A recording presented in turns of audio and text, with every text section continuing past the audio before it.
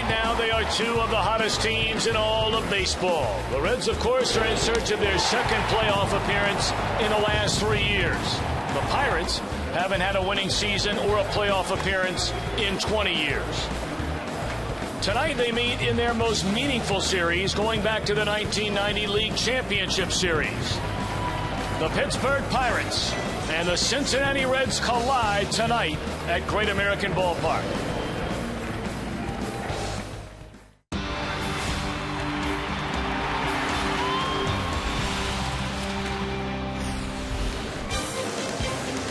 A beautiful weather night, a sellout crowd on hand in downtown Cincinnati's Great American Ballpark. The opener, the top two teams in the National League Central in the first of three. The Pirates in to take on the Reds. And hi again, everybody. Alongside Chris Welsh, I'm Tom Brenneman. Welcome, as always, to Reds baseball. And here we have two teams that are as hot as anybody in either league. The Pirates recently won 7 out of 10 and lost 3 games to the standings when the Reds ripped off 10 in a row. And you've talked about it a lot, Chris, lately. Both these teams, primarily, they do it with great pitching and defense and the long ball. Well, you're exactly right about that, Tom. The Pirates had a big makeover in the offseason, but what is similar to them and the Reds is that they improved their pitching staff. You see winning percentage, Reds are first, Pirates are third. You go down to team earned run average, you're near the top of the league. Bullpen, and that's the most important thing for the Reds so far. They're first and second in the league. So this is a matchup in a ballpark that gives up a lot of runs, a lot of home runs by two pitching dominant teams. Pirates have an MVP candidate in their lineup. 2 months in a row, he's won the National League's Player of the Month. Well, if I'm Dusty Baker, I'm telling my pitching staff there's one guy on this ball club of the Pirates I am not allowing to beat me. That's Andrew McCutchen.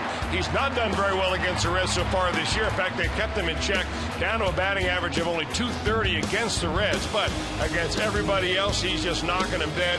Don't allow him to take control of the series. And meanwhile, the guy who's been knocking him dead ever since Joey Votto went down is Ryan Ludwig. Well, Pirate fans know him because he was picked up by the Pirates in the second half of the year last year, and he had nowhere near the kind of stroke that he's got going on right now. I mean, he is driving the ball to all fields, and if you make a mistake, he's never fouling it back. He is all over it, driving it out of the ballpark. He's been a big key to this ball club.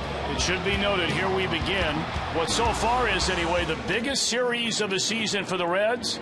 No Votto, no Phillips, and because of his struggles against Wandy Rodriguez, no Jay Bruce in the Reds lineup. We'll talk more about that matchup. The Reds have recently seen Wandy Rodriguez, and Matt Latos will get the ball for the Reds.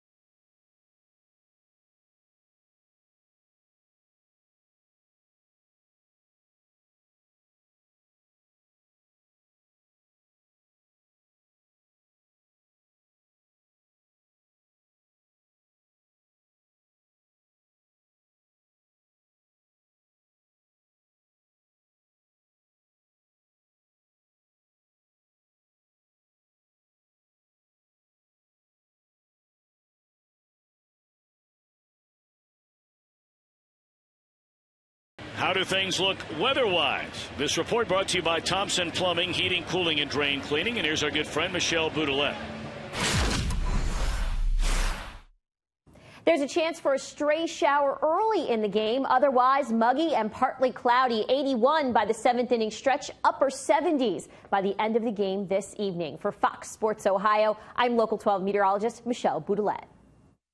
All right, Michelle, thank you. Wandy Rodriguez, Chris, we just saw him as an Astro on the last road trip. Now in his second start with the Pirates tonight. That was kind of unusual because the first start he made as a Pirate was against his old team, the Houston Astros. And for me, when we saw him pitch against the Reds down in Houston, he looked disinterested. He wasn't into it with his error behind him in the field. He just did not seem like he was all that fired up. But I would imagine now that he's on a pennant-contending ball club, that attitude will change in a hurry. Matt Latos coming off a very good outing his last time out. That was 8 innings of 2-run baseball and 8 strikeouts against the Colorado Rockies. But against the Pirates back in May, he was lights out for 6 innings. How about 11 punch-outs? He had that breaking ball working. He was throwing a fastball by him. That's the kind of Matt Latos the Reds need to step up tonight. Top 2 clubs in the National League Central set to collide in the first of 3. This is the first of 9 games left between these two this season.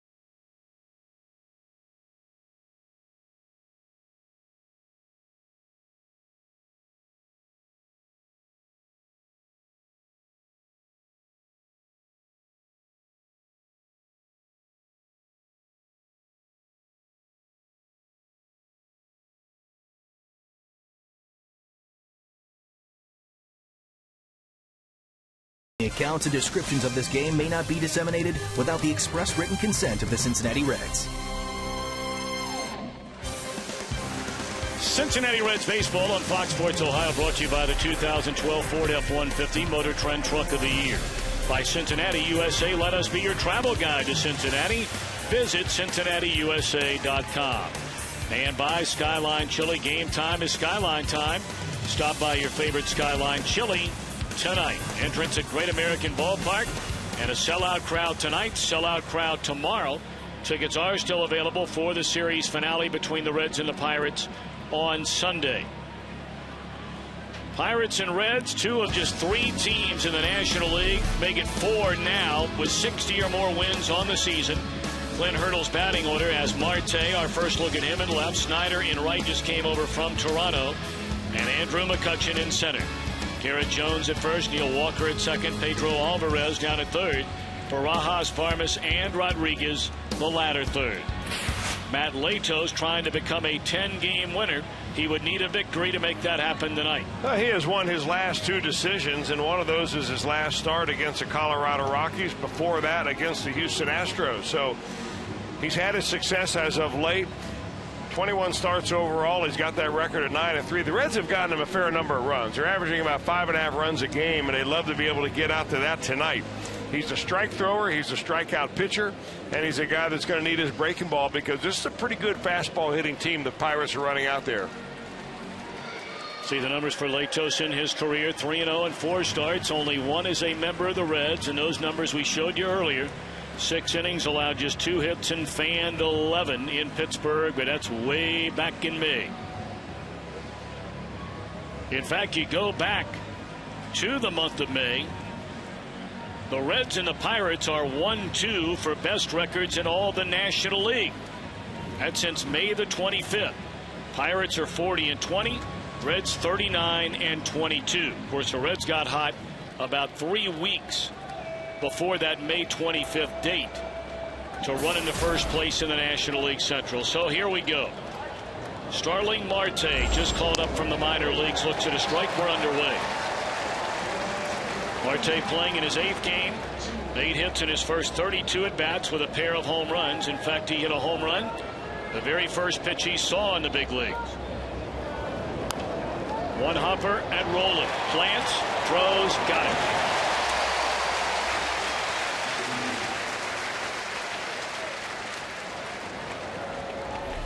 Now Marte likes the fastball, but he swings at that breaking ball after Latos is able to get a hold of him. And there's the always steady Scott Rowland at third base. But once he's got it in his hand, there's a good chance you're out, because that throw is usually right on the money.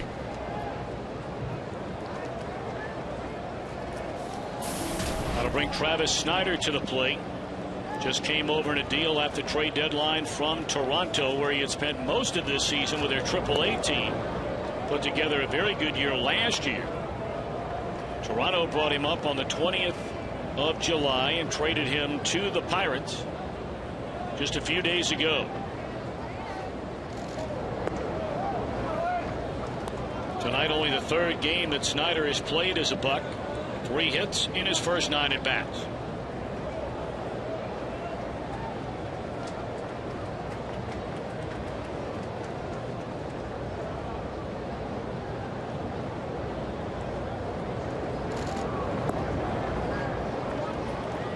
Bob Davidson calls the balls and strikes tonight. Brian Gorman, the crew chief, at first.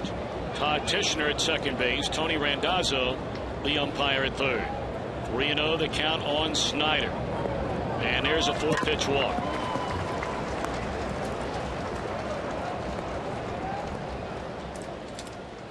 The Reds on defense, brought to you by your Ford dealers. Tonight is the first game since the day after they clinched the National League Central Division title in 2010, where Votto, Bruce, and Phillips all not in the lineup.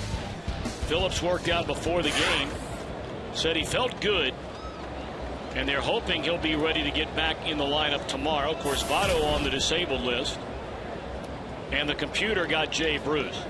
Wandy Rodriguez has pretty much owned him. Strike 1 to Andrew McCutchen. What a year he's having. The major league's leading batter. .373 batting average, 22 home runs, 66 runs batted in. He is the main man in this Pirate lineup.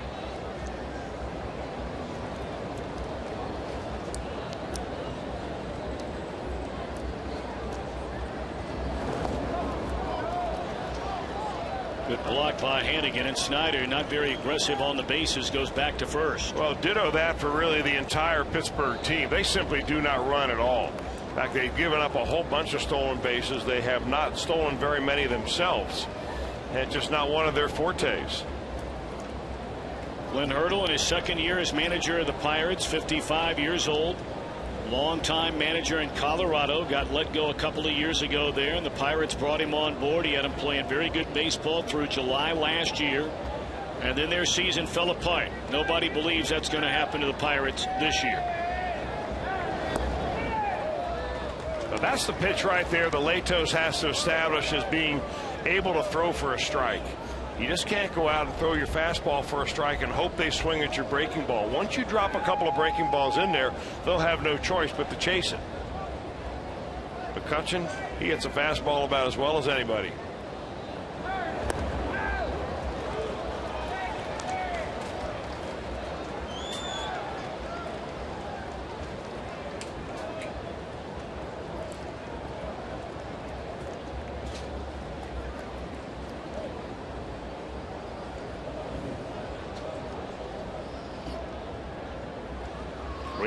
On McCutchen, a National League All-Star again this season.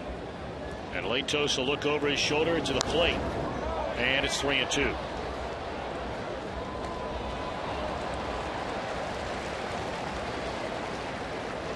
Pirates locked up McCutchen to a 6-year contract during spring training. That was a pretty smart move, because you talk about having a guy that's enjoying a breakout year. Last year he batted .259. This year he is batting about 120 points higher than that.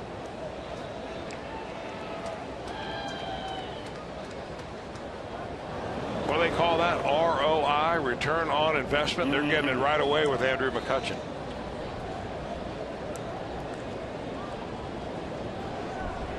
Getting better and better every year in the major leagues. His next home run will tie his career high set a season ago. In fact, the Pirates are about to hit more home runs this year than they did all of last year.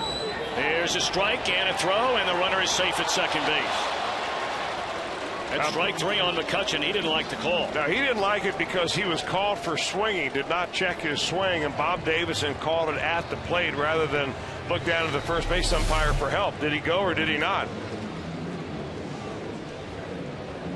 Hard to tell from that angle,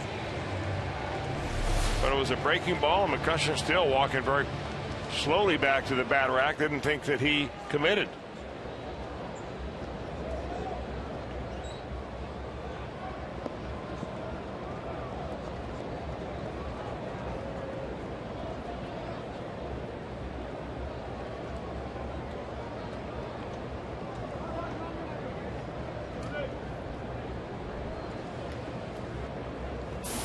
Runner at second base, 2 are out, and here's Garrett Jones. .272 batter, 16 home runs, and 52 batted in. Fastball right down the middle, strike 1.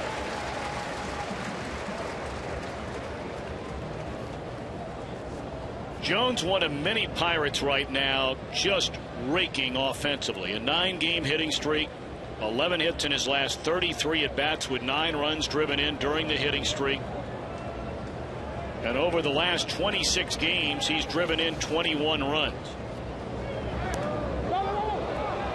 Flanked off the glove of Hannigan. That'll more than likely be a pass ball, advancing Snyder down to third. That's a rare pass ball right there. You just wonder if Ryan Hannigan may have gotten shielded a little bit by the bat.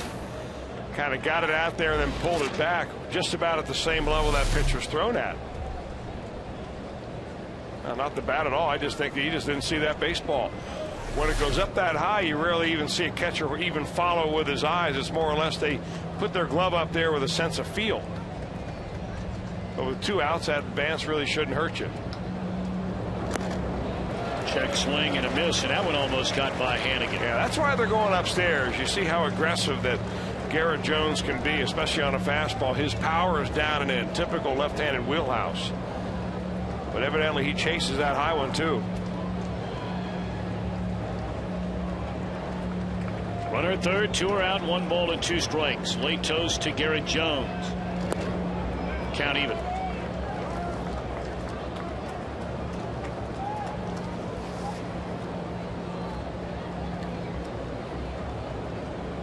Kind of a quiet murmur in this ballpark right now. 2-2 delivery.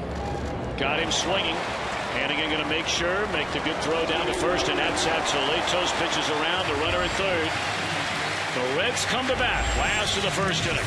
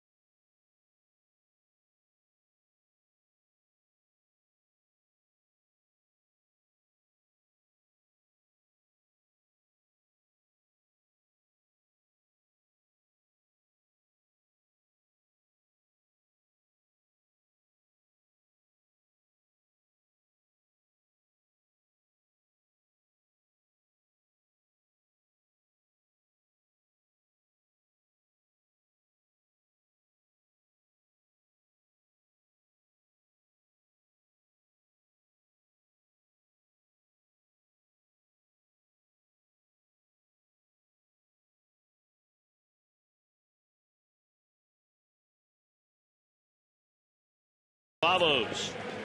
Shortstop Zach Cozart, Drew Stubbs in center, Ryan Ludwig in a 3-hole out in left field, Scott Rowland in a cleanup spot with Todd Frazier at first, Chris Heisy the start in right, Cairo, Hannigan, Latos the latter third. Reds have seen a lot of Wandy Rodriguez through the years. In fact, they've seen him 3 times already this year. Well, you know what you give with Wandy Rodriguez. He's a guy that normally will give his team 6 innings, give up about 3 runs, run his pitch count up to 110 over that time, and he's gone.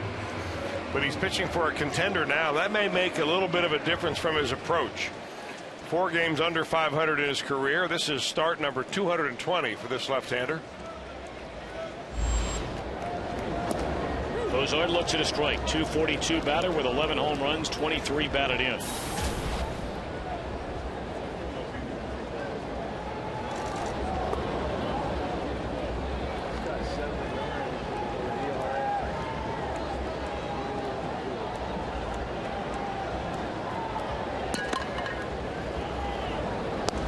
Good breaking ball that drops in there to get ahead. It's the kind of night that pitchers like because it's a humid night. It's not overly hot. You got a little bit of a breeze, and that breaking ball has some snap in it.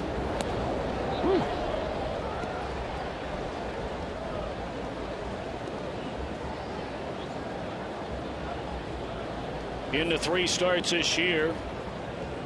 Rodriguez against the Reds 1-1 with an ERA of almost 6.5, and there's a base hit banged into left field by Cozart.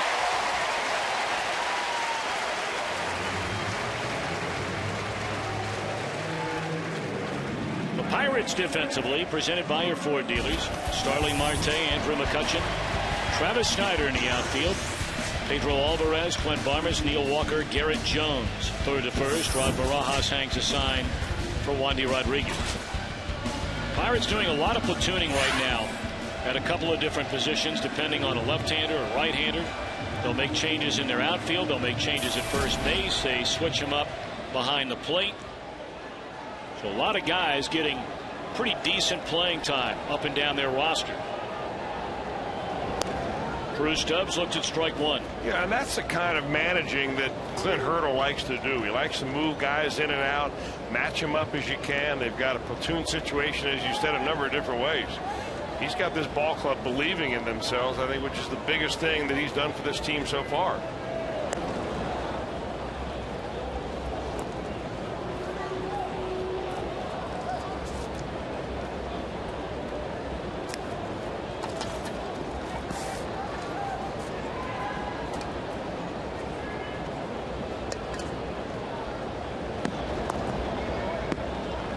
One to Stubbs, 13 home runs, 35 batted in. He's been so good ever since Joey Votto went down, and really the 4 main Reds that have picked up the slack in the absence of Votto: Stubbs, Rowland, Phillips, Ludwig.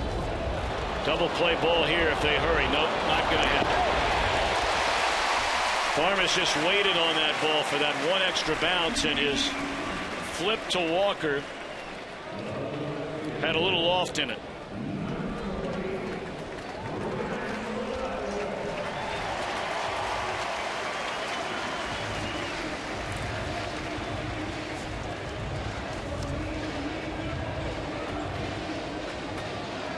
Tonight, the first time all season long that Ryan Ludwig is hit in the number 3 spot in the batting order.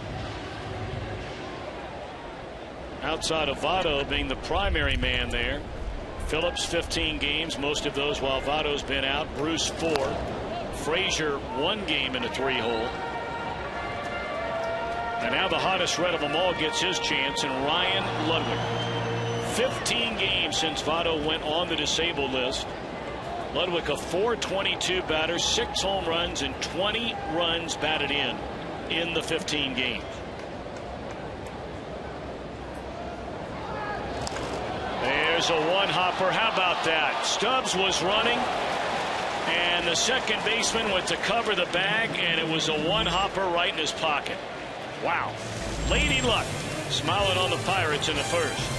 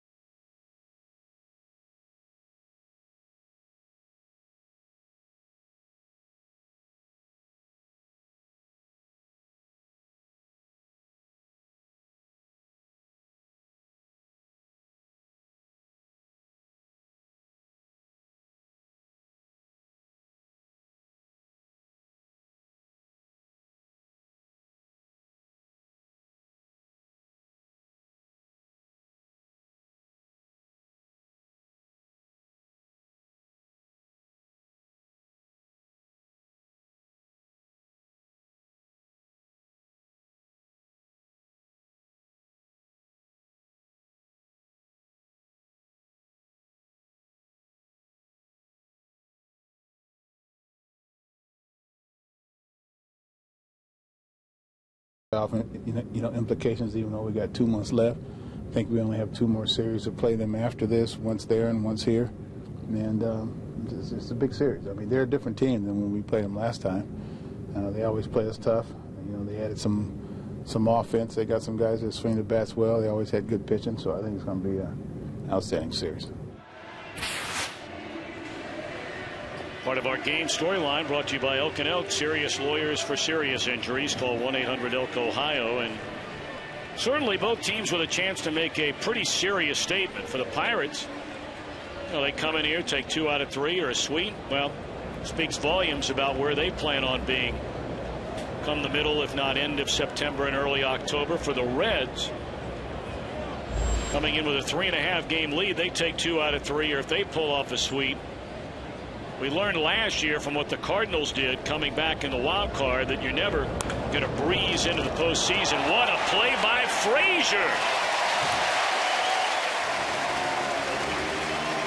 What a job he has done down there at first base with a glove. You're not kidding about that. I mean, it really doesn't matter where you play Todd Frazier. He gives you a great effort, but the fact that he's right-handed allows him to make this play right there, robbing Neil Walker of a sure extra base hit.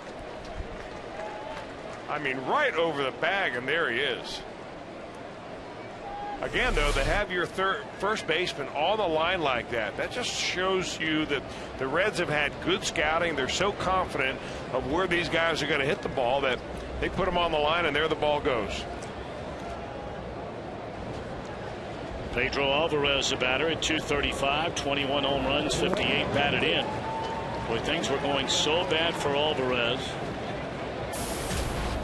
And since they got him back up, got him right, he's playing like the former #1 pick they expected.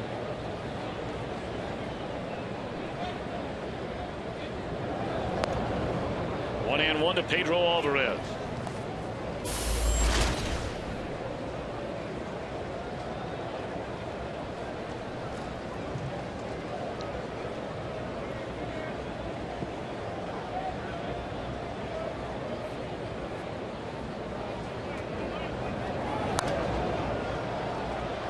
Really the first, well, nearly 2.5 months of the year. I mean, Alvarez was non-existent.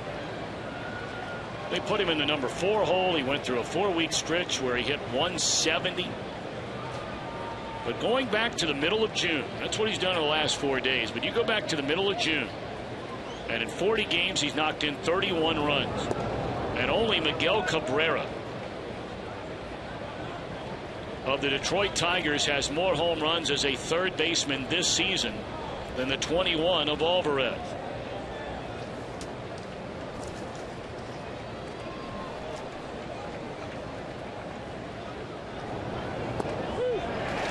Rung him up on a fastball at 95 on the inside corner. 3 strikeouts for Latos. That may have been his best pitch of the night right there. He had the Pirates chasing a couple of breaking balls in the dirt on 2- and 3-strike counts in the first inning. That time Alvarez may be reading that as a breaking ball, and it came right in on the corner. I tell you, Latos was throwing hard early tonight. He came out a little amped up, it looks like.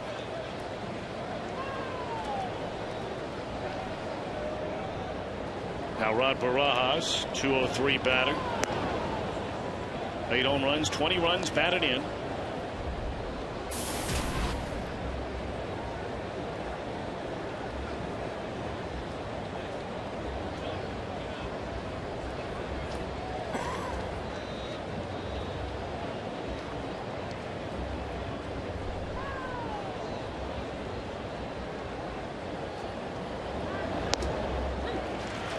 Ball and a strike.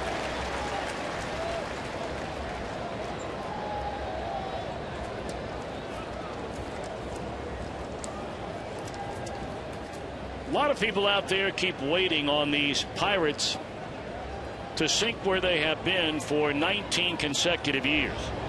And that's down in the standings and a less than .500 record. The last season, they had a winning record. You go back to 1992. 1992. That was the year they lost in Game 7 of the National League Championship Series to Atlanta when Sid Bream beat the throw from Barry Bonds, then of the Pirates, out in left field. Do you know where you were when Sid slid? No. Do you? Yeah. On the couch watching the game. Couldn't believe it. Took him forever. Didn't think he'd ever make it home. Bad leg you at all. remember who got the hit? It was David Justice, wasn't it? No.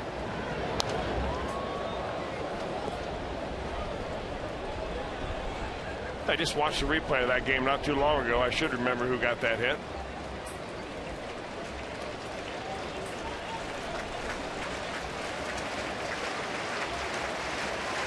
What is that, our trivia question? No, I'll give it to you in a minute. 2-2 to count.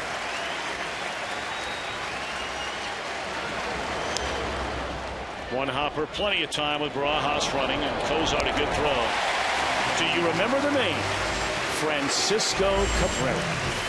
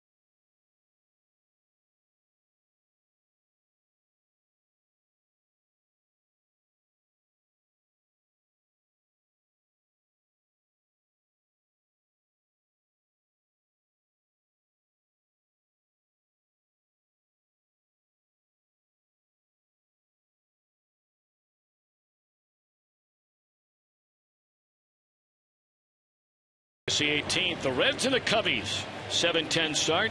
If you're one of the first 20,000 fans through the gate, you get a Barry Larkin Reds cap presented by Fox Sports Ohio. 513-381-REDS or visit Reds.com tonight for tickets.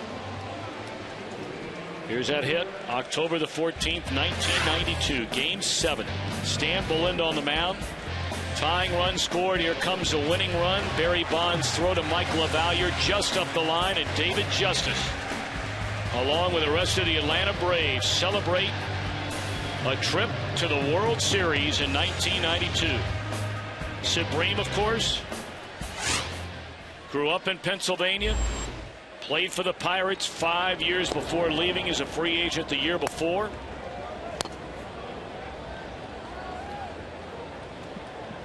Jim Leyland wound up leaving shortly thereafter as their manager, and not a winning season since. That ball driven hard by Rowland into right, and what a nice play made by Travis Snyder. Yeah, he misjudged that ball off the bat, did Snyder.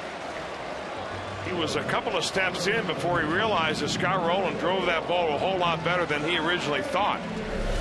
And he had to get back in a hurry, and even was right up against the wall by the time he ended up making that catch. That's a dandy defensive play for a guy that is really an offensive player.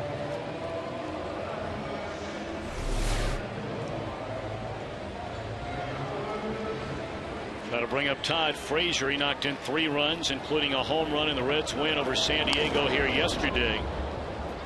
13 home runs and 40 runs batted in for Frazier. Some momentum starting to build for Frazier. He's starting to get a lot more talk nationally about being a bona fide Rookie of the Year candidate. Well, and he should be. The numbers bear it out. I mean, so many voters will just look primarily at the stat sheet, bottom line. They're not going to look look for you game by game or where you played or what you did. They're going to look at the bottom line, and you see where he ranks among all the rookies. Top 3 in just about every good category there is. Popped up right side of the infield. 2 out.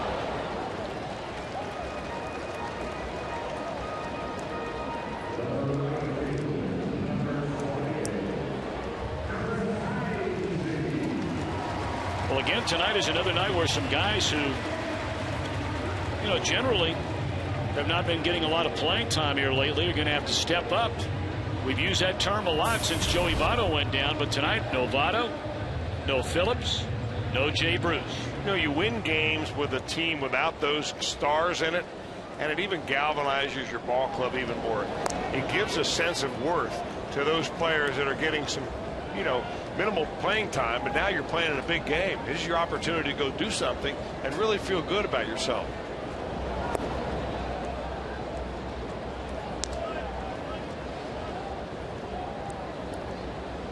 Of course, this time of year, Dusty Baker's always trying to find a day here, a day there for a player, and this is a perfect day to rest Jay Bruce.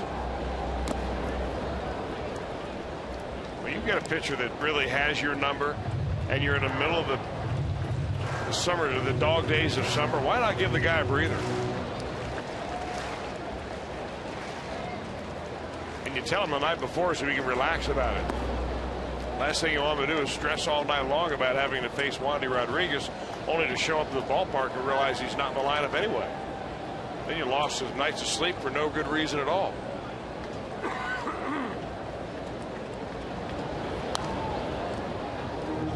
Two and 2 on Chris Heisy, who checks in at 274. Power numbers way down. 3 home runs and 20 runs batted in.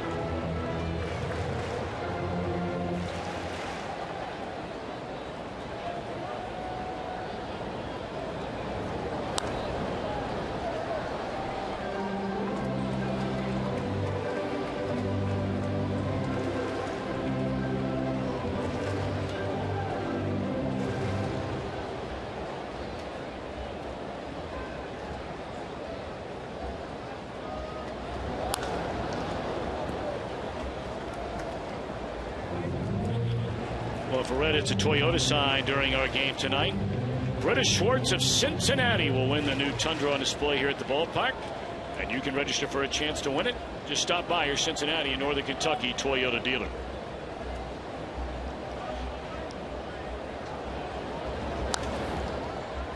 Pretty good at bat here by Heisy.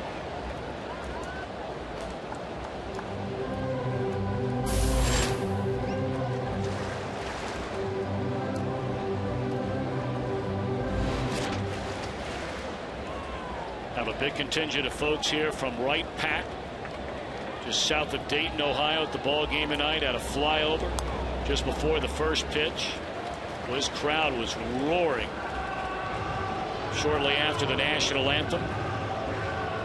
And this sellout crowd here at Great American Ballpark just waiting for a reason to get excited. Again, sold out tomorrow, but tickets are available for the afternoon game here on Sunday. Final game of this series and the final game of the homestand. 2-2 again. High fly ball into left field. Backing up is Marte, and it's off the wall. This could be an inside the park home run. It's going to be. Heisy rounding third. An inside the park, and safe as a call.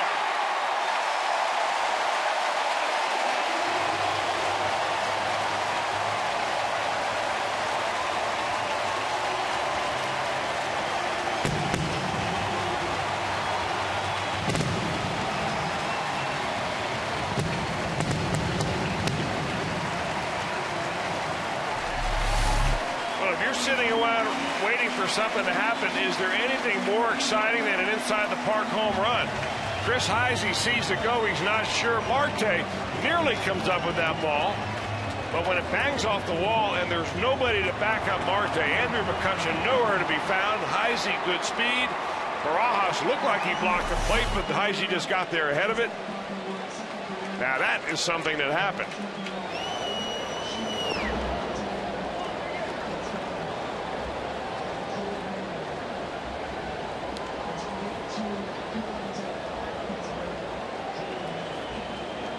Heisy gets his 4th home run of the season, and he's going to sit down there for a minute or two before he goes back into right field. So Heisy touches them all, and inside the park home run.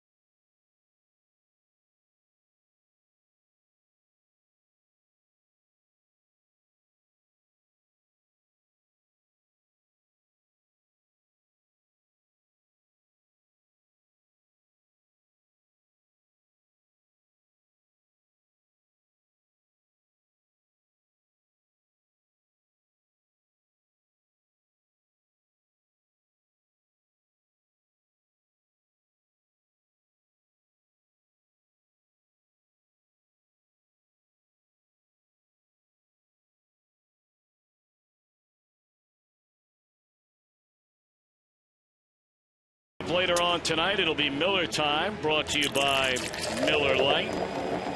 And an early nominee for Miller time. We just saw it from Chris Heisy, 2nd inside the park home run for a Red this year. The other by Jay Bruce when they were in New York to play the Mets.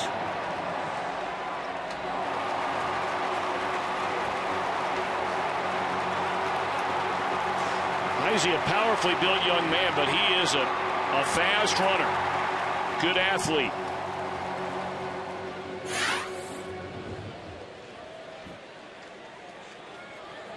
He's still huffing and puffing out there.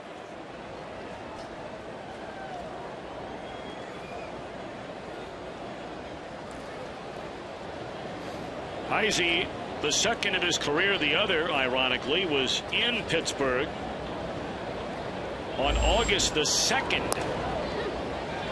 of 2010. So how about that? 2 years and 1 day against the very same team.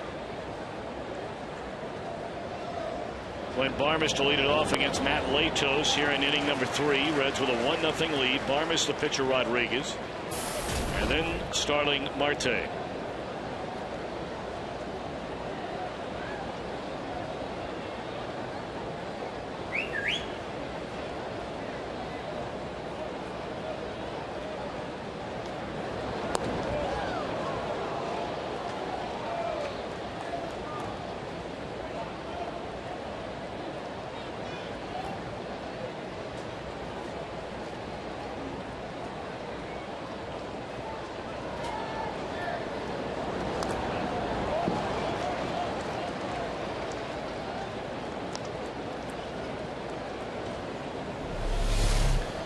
Well, 2 things happened on that particular play with the Pirates that allowed Heisy to have that inside the Parker. Number one, Andrew McCutchen was late getting over there to back up the left fielder. And the other was that when he did pick the ball up and throw it in, he missed the first cutoff man. And if you play it again, you'll see very slowly that when you miss the first cutoff man, major league teams always have a second guy in reserve right behind him.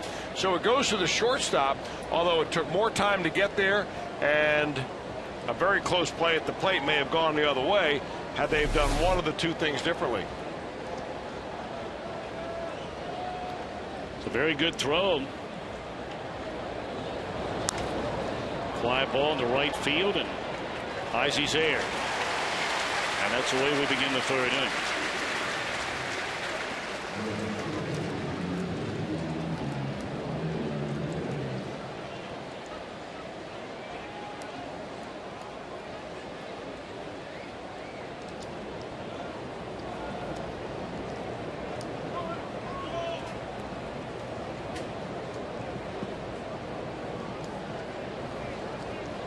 Wandy Rodriguez without a single hit in 38 at bats this season. Looks at ball one low. But he is a switch hitter, so he's got that going for him.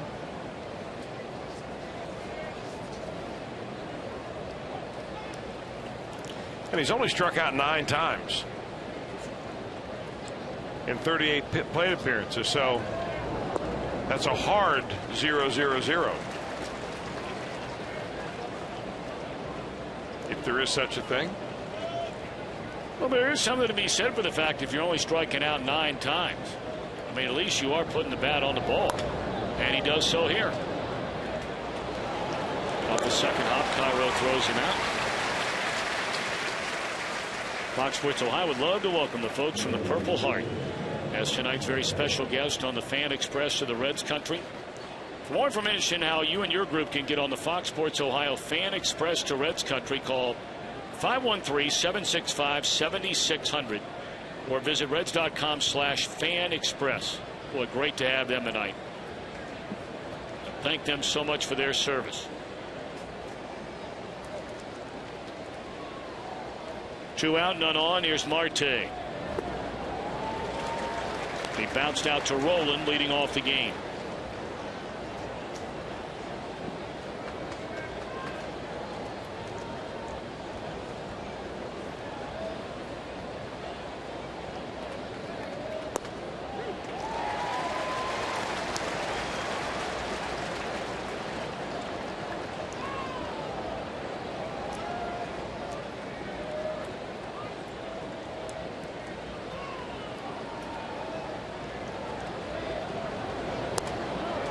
Did he go around? They appeal. No, says Brian Gorman.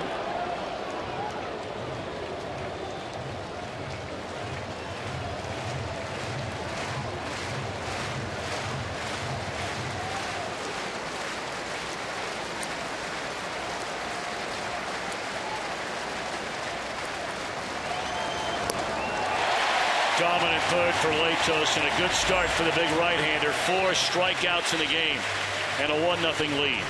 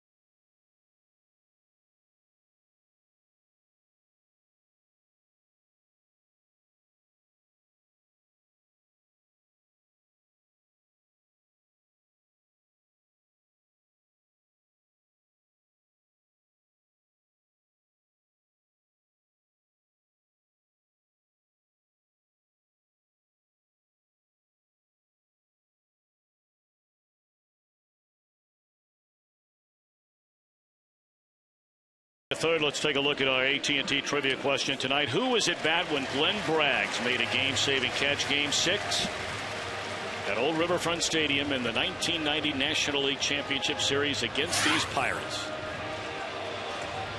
Of course, the wall wasn't very high, but you still got to make this play, and a huge play it was.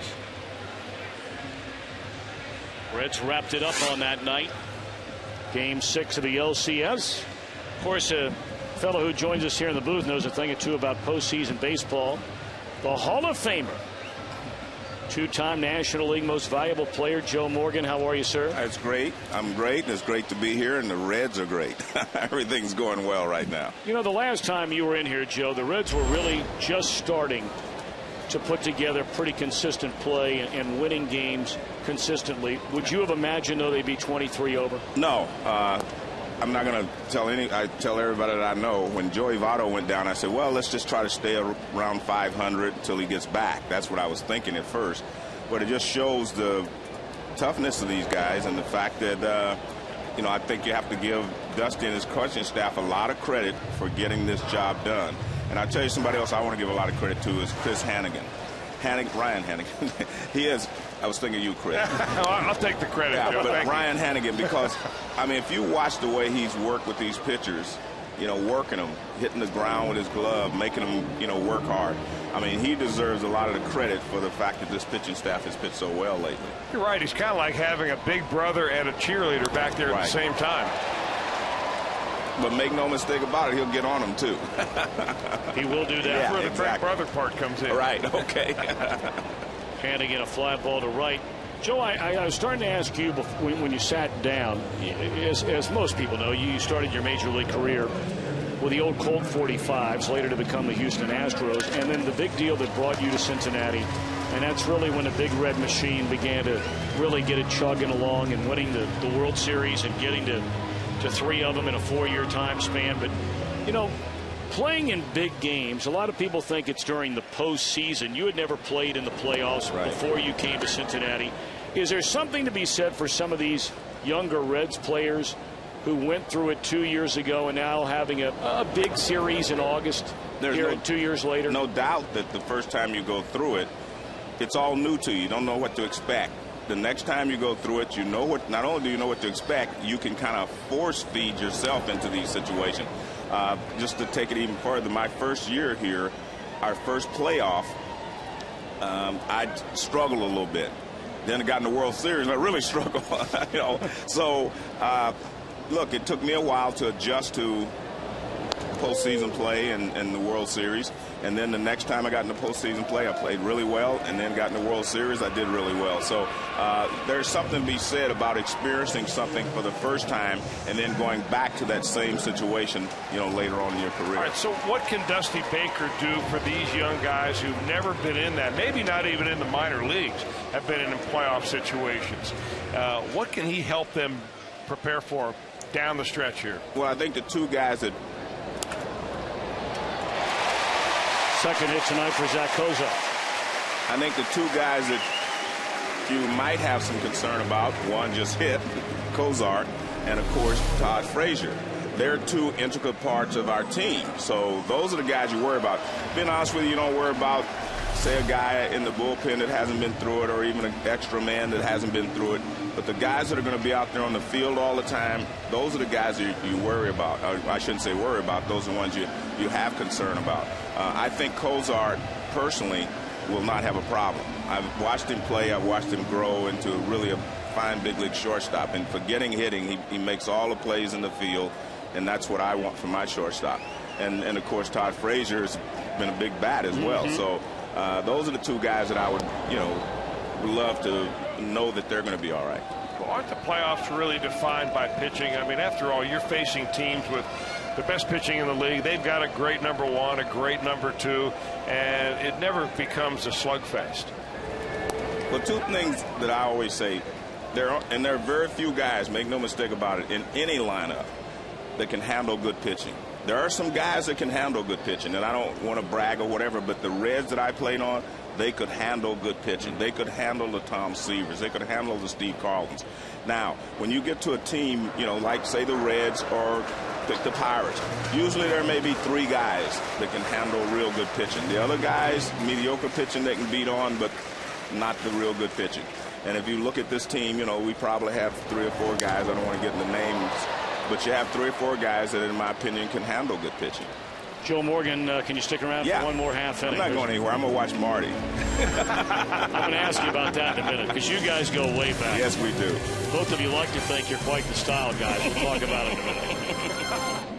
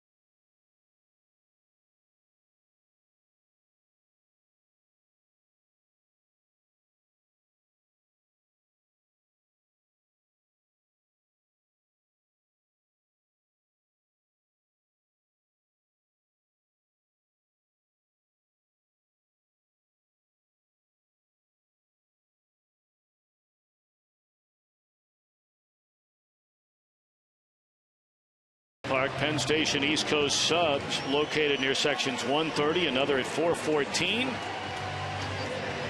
When you come to see the Reds, stop by Penn Station East Coast subs. Sellout tonight, sellout tomorrow night. Tickets available on Sunday.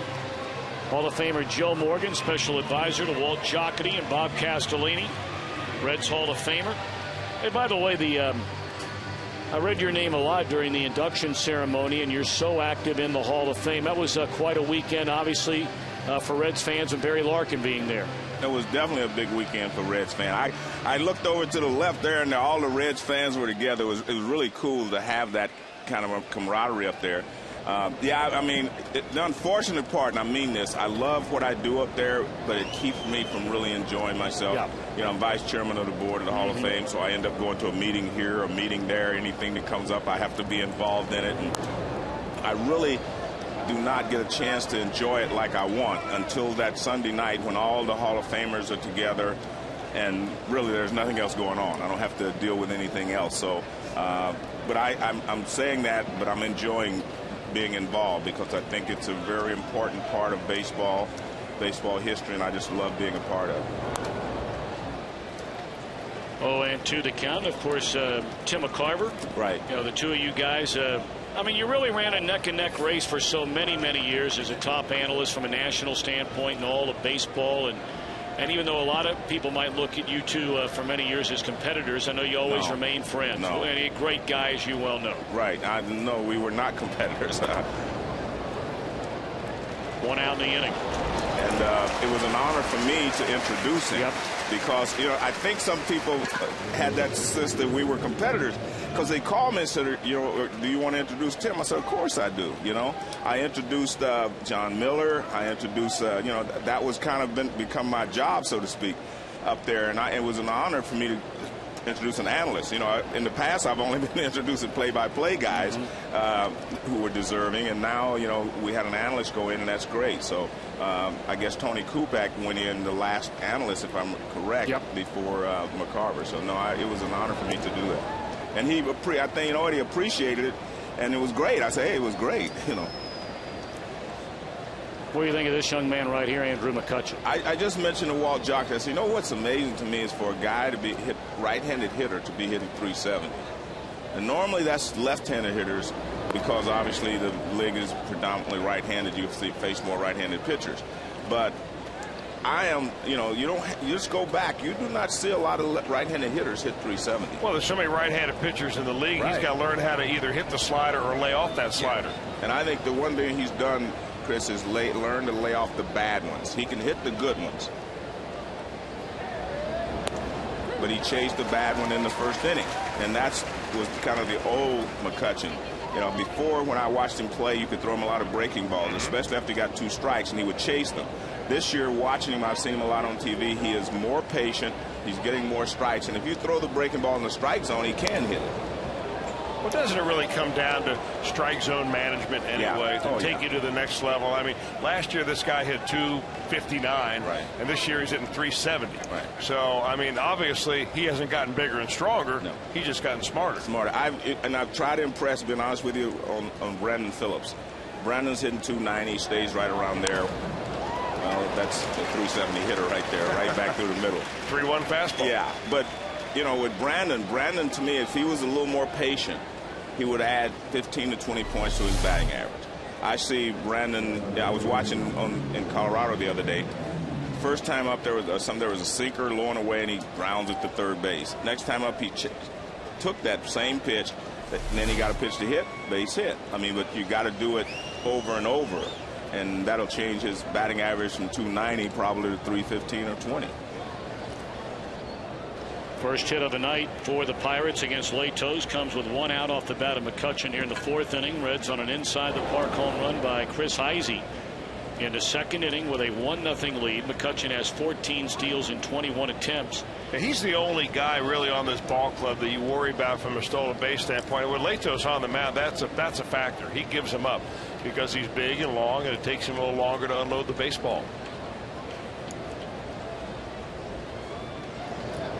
Joe, I'm curious if you think, you know, for so many years the stolen base was such a big part of the game of Major League Baseball, especially in the National League. And then all of a sudden guys came around, they got bigger and stronger, and everybody fell in love with the home run ball, and that was the excuse many used for no longer teams running much anymore. Now that home runs are down, and I think we all agree a lot of that has to do with the testing for steroids and so forth. Right. With the home run ball down significantly over the last 2-3 years, do you think we're going to see a rebirth of the running game in baseball? I don't know if we'll get back to where we were, but we'll see some changes made. I started thinking about this, a couple of years ago, that we would now get back to playing baseball, is the way I call it. Hitting and running, going from first to third, stealing a base here and there, just doing things to move runners. Whereas, as you mentioned, in the long ball era, they were waiting, everybody's waiting for the 3-run homer. No one did anything. You get on base and just wait for somebody to hit the ball out of the ballpark. So that changed the concept of the game. But now I think we're not hitting as many home runs. So now you see more and more guys trying to do that, trying to, make themselves important by being able to steal a base, by being able to go from first to third. I mean, everybody thinks that you only have to steal bases. No, the running game is a lot. I mean, just think of Pete Rose. Pete Rose always went first to third, right? Just think about those kind of things. That's what, and truthfully, 2 years ago, we did that consistently. Now, has anything changed defensively, in your opinion? I mean, have catchers gotten better? Have pitchers gotten better with their moves? You're always one of the best around ever as far as picking up a guy's move, finding the one thing in his delivery that would key him and give you an idea whether he's going home to first. Has that changed at all? Well, we saw Latos the pitch before with a slide step, so to speak. Watch, he doesn't go see that little slide step there. Being honest with you, that wouldn't stop me. Yeah. But you have a big enough lead anyway. Yeah, exactly. Way beyond that cutout. And after a while, you should be able to figure out what he moves first, because that leg is not the first thing he moves. I'm not going to give any of that away, of course, but he moves something else before he moves that leg. So those are the things you have to do, but a lot of guys aren't able to do that. So the slide step does help, prevent, the stolen base. 0-1 to Walker, a guy who's just worn out the Reds through the years, and Latos gets ahead of him at no balls and 2 strikes. Walker hit that rocket up the first base line, but Frazier was playing right on the line, made a step and a dive into foul ground, and took away a sure extra base hit his first time up.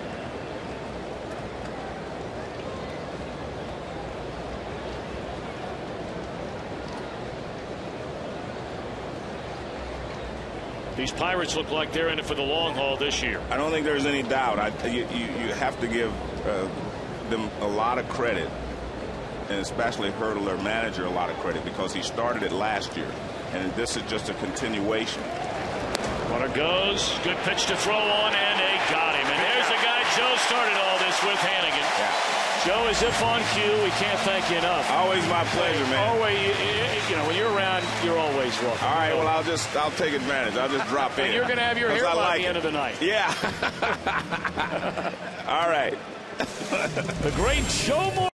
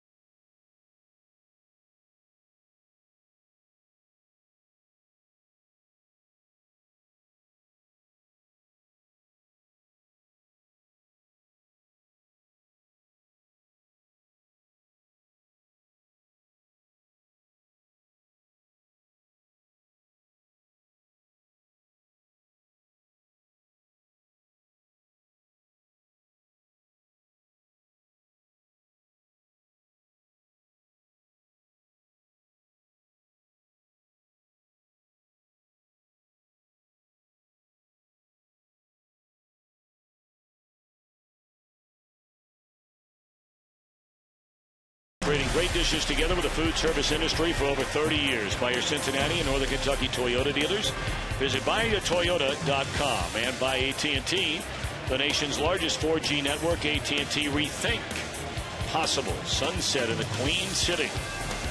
Opening game of the 3-game showdown series here in early August. Two of only 4 teams in the National League with 60 or more wins. Reds with a 3.5 game lead in the division going into play tonight. And on the first pitch in the inning, Ludwig a fly ball to left, 1 pitch, 1 out. Wandy Rodriguez, part of our Farmers Insurance report card, the way he began the year, what's happened ever since. All of those numbers except for 1 start as an Astro. You know, you wonder, though, really, playing for the Astros, they struggled so much, especially as the season began to go on. They started changing personnel. And you have a veteran pitcher like Wandy Rodriguez, who's, what, 30 years old now, and he's got to be looking around him saying, man, oh, man, I mean, do we really care around here? And sometimes, even subconsciously, that can etch on you and take away some of your better efforts. Second time, Rowan is lifted 1 into right.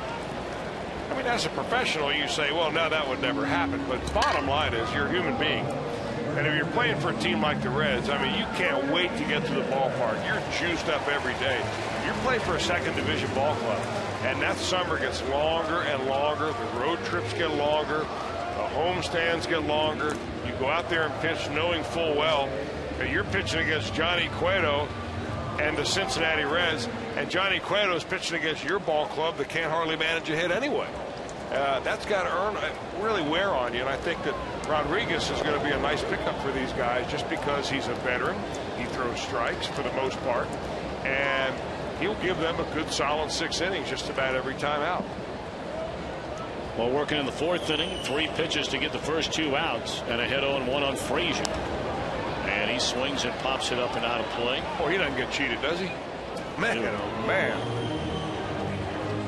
A guy that can look so bad on one swing and so good on the very next offering. Go ahead and let it rip right here.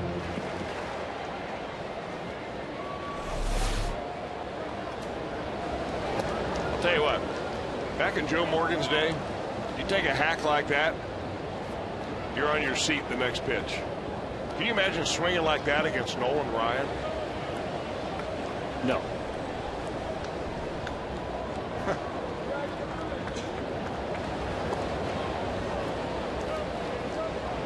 Joe was part of a fascinating TV show they did on the MLB network during the Hall of Fame weekend, where sat down with, I think Johnny Bench was there, Al Kaline.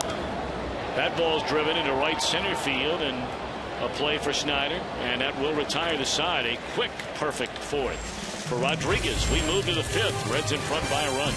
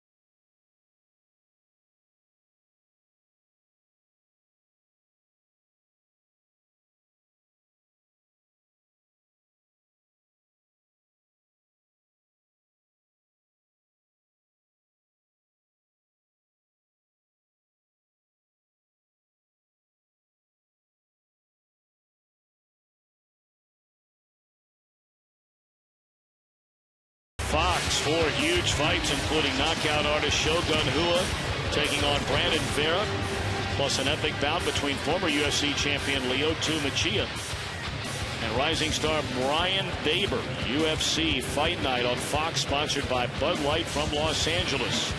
Tomorrow night, 8 p.m. Eastern on Fox.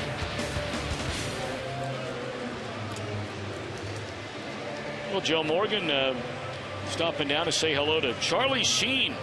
Huge Reds fan. We saw him out in Los Angeles. We saw him in San Diego. His father's here. There you see to the right, Martin Sheen with Bob Castellini Jr.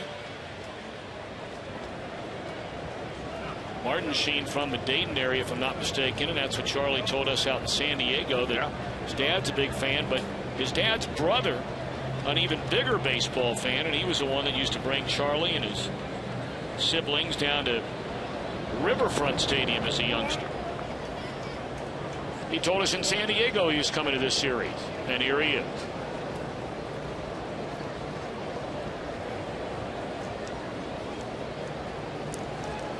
Neil Walker was at the plate when Andrew McCutchen was gunned down at second trying to steal, ending the 4th inning. Reds with a 1-0 lead. Broken bat pulled foul.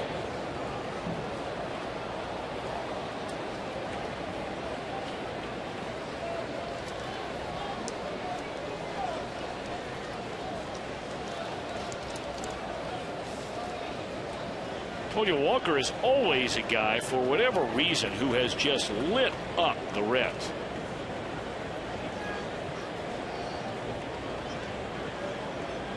They're hoping to slow him down somehow, some way here tonight.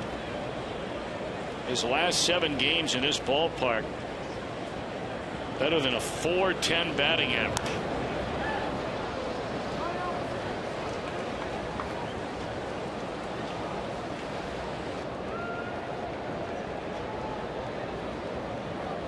I'd like to send out a hearty congratulations to Frankie and Phyllis Goebel, celebrating their 50th wedding anniversary yesterday.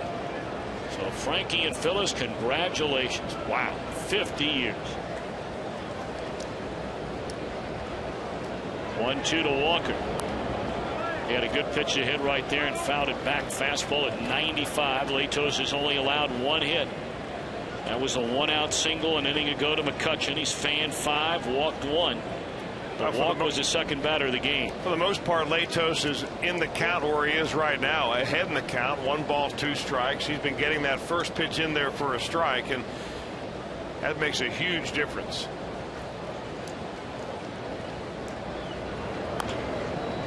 One of the rare times he did fall behind was the 1 base hit he gave up. A 3-1 count to Andrew McCutchen. Came in there with a fastball rather than walking him, and he lined it back up the middle for a knock.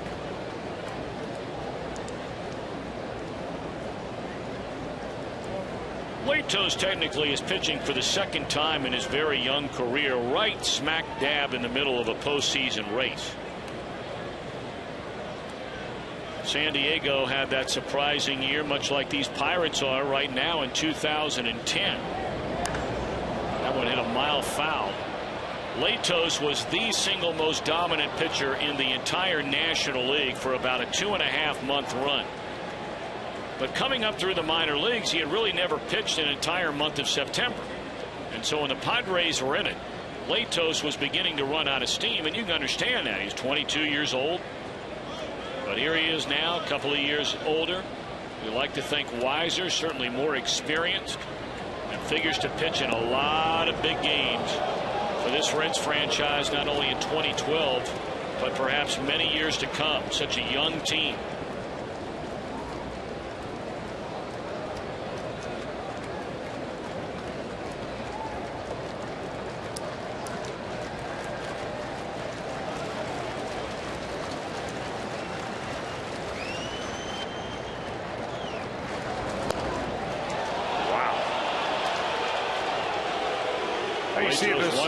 You see the slight nod of the head, though, by Ryan Hannigan, who moved well off the plate right there. So, see, he's not even anywhere close to being in the strike zone. So he holds it right there.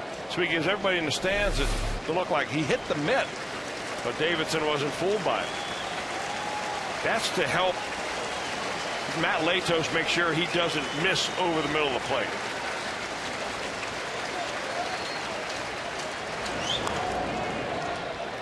9 pitches so far in this at bat to begin the 5th inning.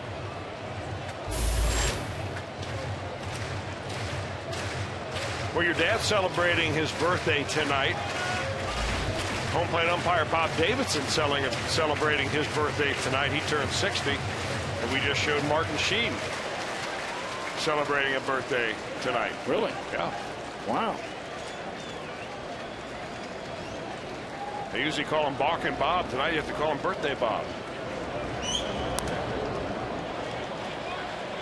There'll be an 11th pitch in this at bat. And technically today is not my dad's birthday. You guys were in Denver, I believe, over the weekend on July the 28th. But he's back in the booth after missing the San Diego series, getting 4 days off, and take a good long look at the Silver Fox.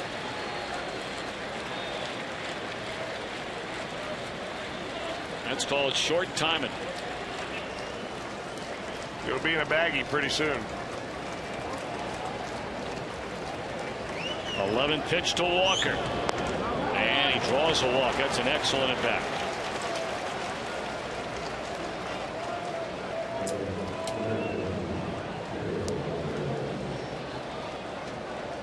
Yeah, like we do from time to time, we get fed by some of our sponsors. Tonight it was big time up in the booth. Papa John's sent a bunch of pizza up here. Feed the whole crew. Man, was it delicious, and we thank them so much for their consideration. We do.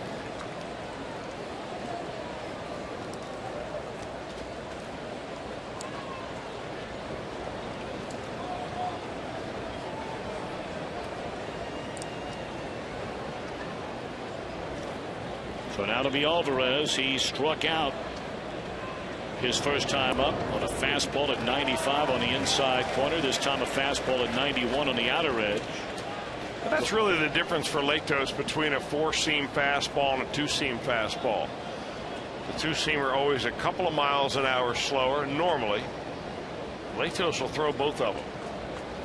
And he'll throw that 4-seamer on his glove side inside to a left-handed hitter. But the key for him is really not to try to make it do anything special, but to get good extension.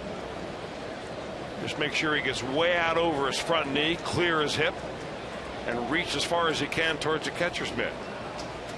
Coming back in here now.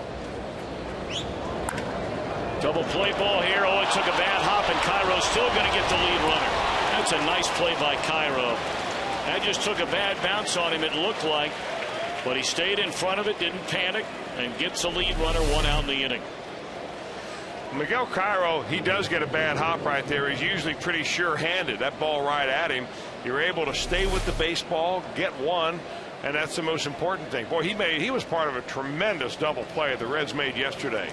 Zach Cozart fielding the ball behind the bag, flips it to Cairo, barehanded. Man, oh man.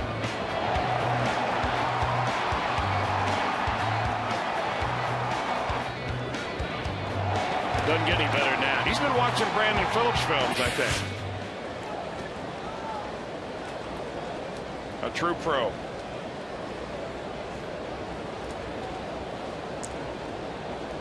So now the catcher, Rod Barajas, he grounded out to Cozart his first time up, and that one gets away. That'll be a wild pitch earlier in the first inning. Hannigan was hung with a pass ball.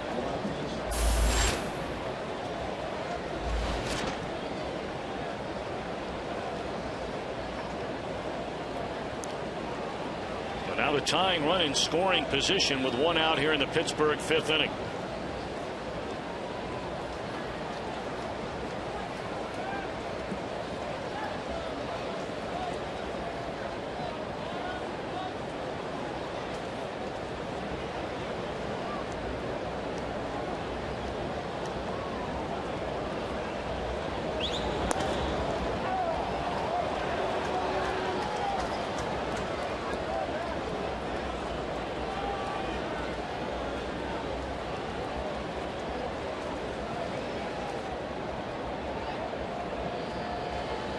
Latos not fooling around, gets that ball back.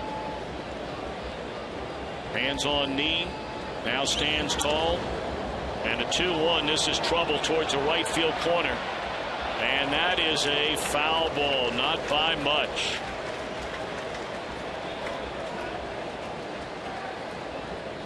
Well, you rarely see Barajas hit the ball the other way. I don't think he really meant to do that. I think it was just a good fastball down, and he was slightly late on it. He'll run into a fastball from time to time, though, and he'll hit it a long way. He's batting only around 200, but he's got 8 bombs. He's really helped them behind home plate. That was one of the things the Pirates had to do. They had to get somebody behind home plate who could play every day, handle the pitching staff. Ryan Doman hit 300 for him last year, and they shipped him out because they didn't want his defense. So they traded a good offensive catcher for a very good defensive catcher. And he'll share time back there with Michael McKenry. I'm sorry. We'll see him in this series. He's hit some home runs now. Yep. 2-1 pitch. There's a fastball. It's fouled straight back. They really had a big makeover from last year. Pedro Alvarez, the third, was there, but Ronnie Cedeno, the shortstop, he's gone. Jose Tabata's gone. Garrett Jones is playing first base. Lyle Overbay's gone. Ryan Doman's gone. So those are the guys that are left over. And they wanted to become better defensively. They wanted to have better pitching. And so far, the formula has worked for the Pirates. I don't know what's going on down here. If there's some fan that's all over the home plate umpire. Looks like Bob Davidson walked over to a fan sitting in the first row down in the Diamond Club seats and really gave him an earful and then got a new set of baseballs from the bat boy and back to home plate. Well, if you remember, Bob Davidson, he has thrown out an organ player out of a ballpark. I'll look it up to see when, for playing 3 blind mice on the organ. He knows his tunes, huh? I'll name that tune and you're out of here. 2-2 pitch. And again, Latos. He's not been too kind of a birthday Bob.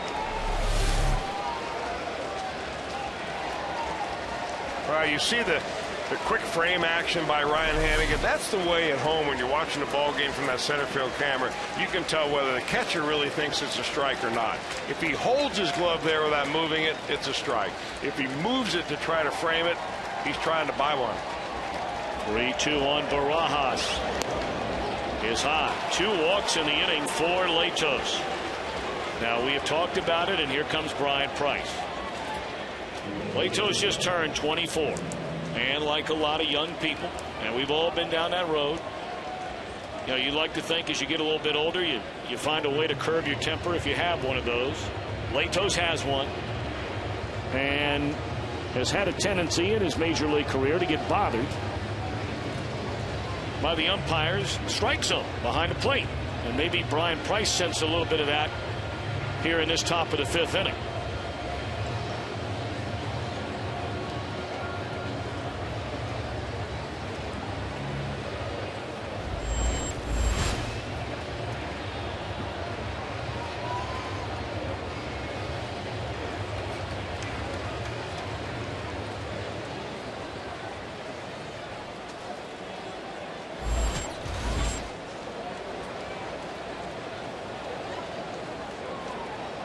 All right, first major threat of the night against Latos.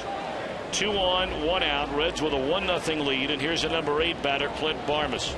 It's a big batter for Latos. And maybe a double play. Kozar, Cairo,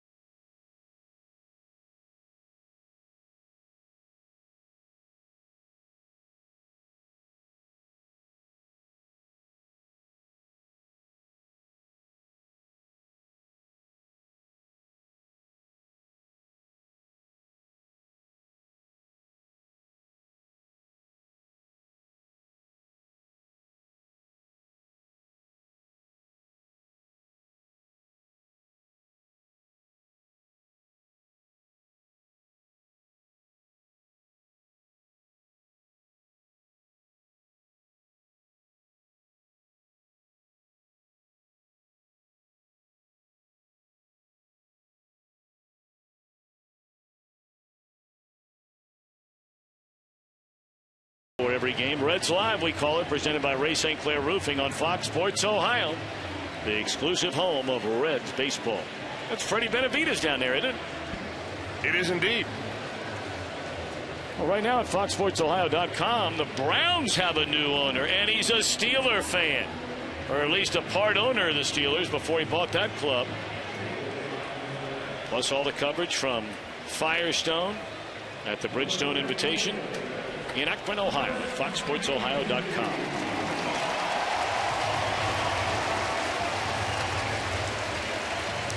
Matt Latos inducing that double play ball off the bat of Clint Barmas. After walking a couple of batters in the top of the fifth, gets out of trouble. So Wandy Rodriguez faces the Reds in the last of the inning. Cincinnati 1, Pittsburgh nothing. Tom, I got to go back and fix something I said wrong about Bob Davidson. He did not throw out an organist for playing 3 blind mice. That was another umpire. Won't get into that. But he did eject a mascot back in Montreal. Remember Youppi? Sure. Well, he tossed Youppi wearing a nightgown and dancing on top of the visiting dugout. What's wrong with that? I see nothing wrong with that. Tommy Lasorda didn't seem very happy about it, and he was the one that prodded Davidson into the ejection. Maybe they're in it together. Not the nightgown. I hope not. Popped up to Barmas, and there's one away in the inning. Heisy had that inside the park home run for the lone run of this game and came back in the second inning.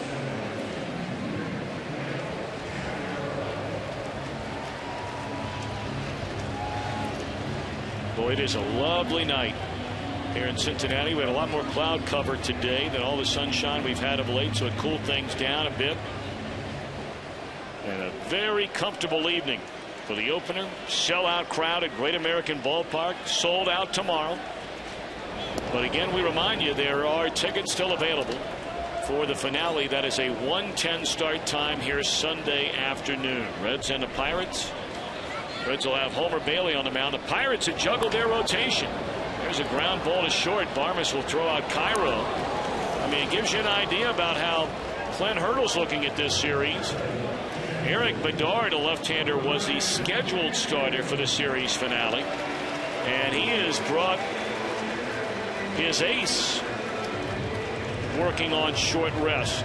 Well, actually, I mean, he gets a full amount of rest because he had an off day yesterday, but he's going to go ahead and put in A.J. Burnett. Why wouldn't you? Yeah, you're going to bump the left-hander. That's part of it right there. The Reds have such a heavily laden right-handed hitting ball club, especially with Joey Votto out. And, of course, Hurdle doesn't know if Votto will be back or not to play on Sunday. There's all sorts of rumors swirling back and forth.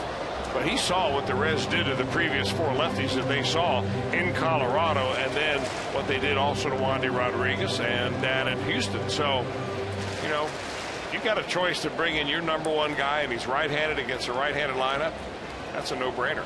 Today, the first time Joey Votto has been on the field taking batting practice. He's done everything else: light running, cutting, fielding ground balls, throwing, but had not hit until today. I'll tell you what, he came out hitting line drive after line drive. Maybe not driving a ball opposite field out of the ballpark like he normally does during BP, but there were no pop-ups. And when he fouled one off into the screen, he was angry. Same old Joey Votto. Hannigan bangs one into right field to keep the 5th inning alive. It'll bring Latos to the plate. No sign of Latos. Wasn't in the on-deck circle, and now he'll come springing out of the Reds dugout.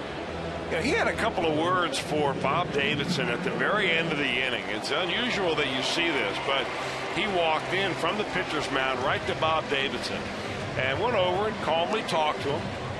And it didn't seem like it was the most cordial of conversations, but you know, Matt maybe wanted to explain to him, hey, did you miss this pitch, or did I miss that pitch? That was a one-way conversation. Look like Matt did the talking and Davidson did the listening. That's a switch. And he bangs this one into deep left field, and Latos is homer to left.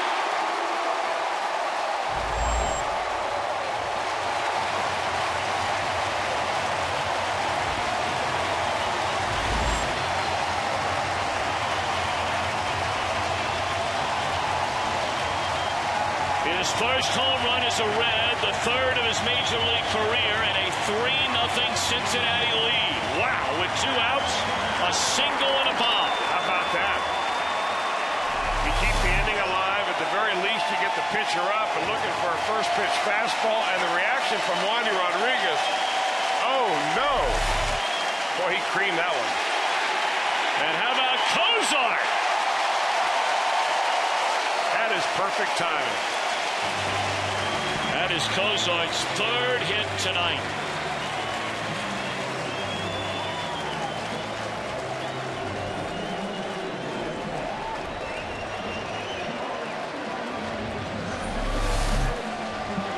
This ball is shot. If you look closely at the very end of this, a Pirate fan catches it and then just flips it up over his head. There it goes.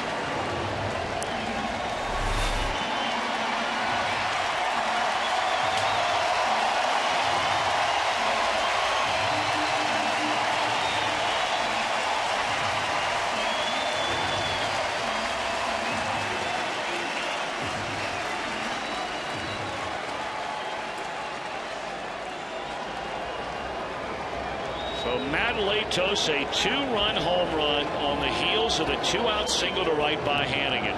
Looping a blast. It's nice to see him get back in that dugout, Chris, and very serious, not jacking around with his teammates about a pitcher hitting a home run, all that stuff. He's focused in on the task at hand. Well, I think it also may take him off of the edge that he had with Bob Davidson, too. If this was a quick 1-2-3 inning and Davidson went out there and say Latos thought he got squeezed a couple of times, you know, an umpire, if you show him some bad body language, they can make it tough on you.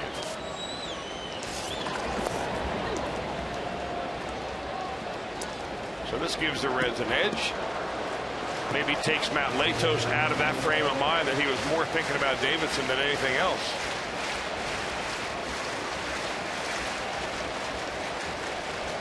Oh, and 1 on Stubbs. Breaking ball and a dandy by Rodriguez to get ahead at 0-2.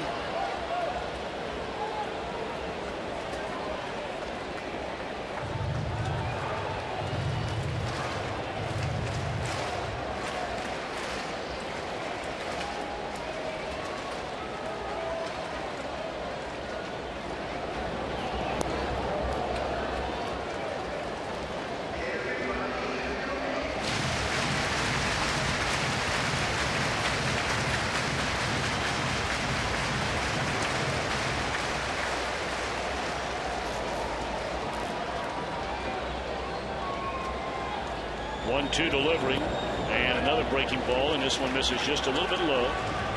2-2 to Stubbs. First 2 batters easily retired in this inning by Rodriguez, who is coming off a perfect 4th. But then Hannigan shot one out of the reach of the second baseman Walker. Latos on the first pitch, a liner to the seats and left. Then Cozart a bunt hit, and now 3-2 on Stubbs.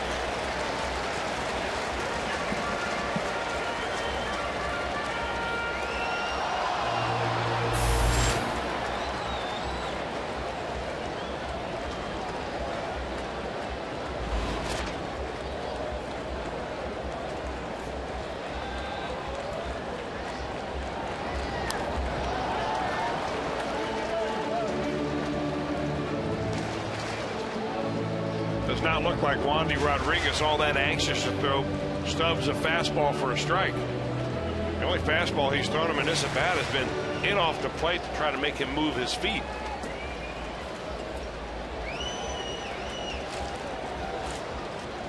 Cozart to be off. 3-2 again, and a little bleeder in his short left. This is going to fall, a base hit, and easily first to third is Cozart. 4 consecutive 2-out hits.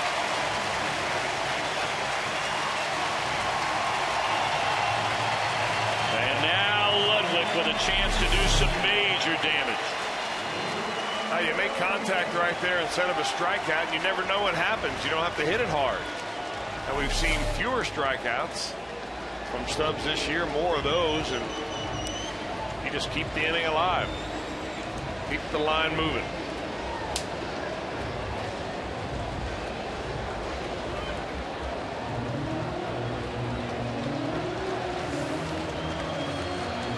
Ray Searage, the Pirate pitching coach, will visit Wandy Rodriguez on the mound.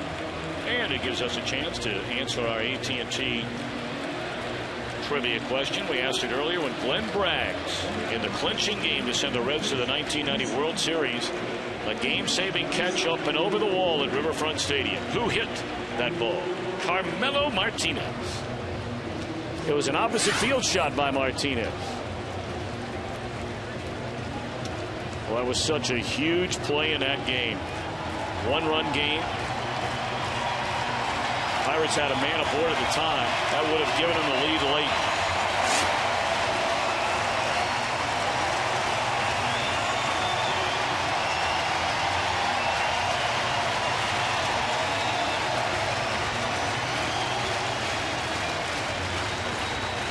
Well, we're only in the fifth, but Ludwig with a chance to make it a mighty tall order for the Pirates to come back in this game. Right now, 3-0. More than manageable. Well, look at the first pitch fastball to be certain.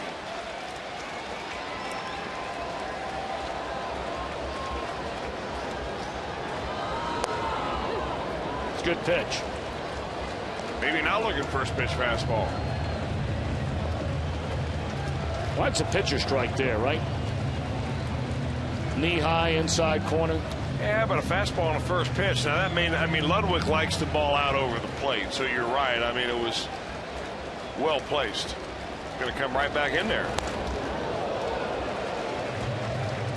You know, Rodriguez, you watch him on the radar gun and you see 88, 89, 90. You never really see 92, 93, but it just seems like he throws harder. It does. I mean, the way the hitters react, it seems like the guy's dialing it up to 94 every once in a while. Like that last pitch.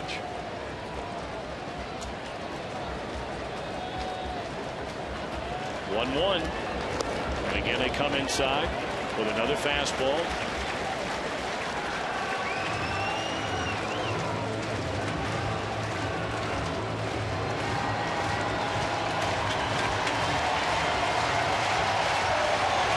Cozart at third, across the diamond, leading at first is Drew Stubbs. 2 are out, 2 are in.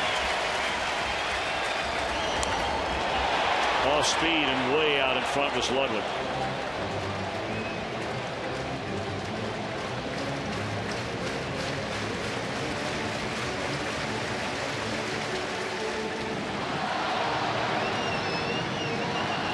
Here's some money pitch here in this at bat.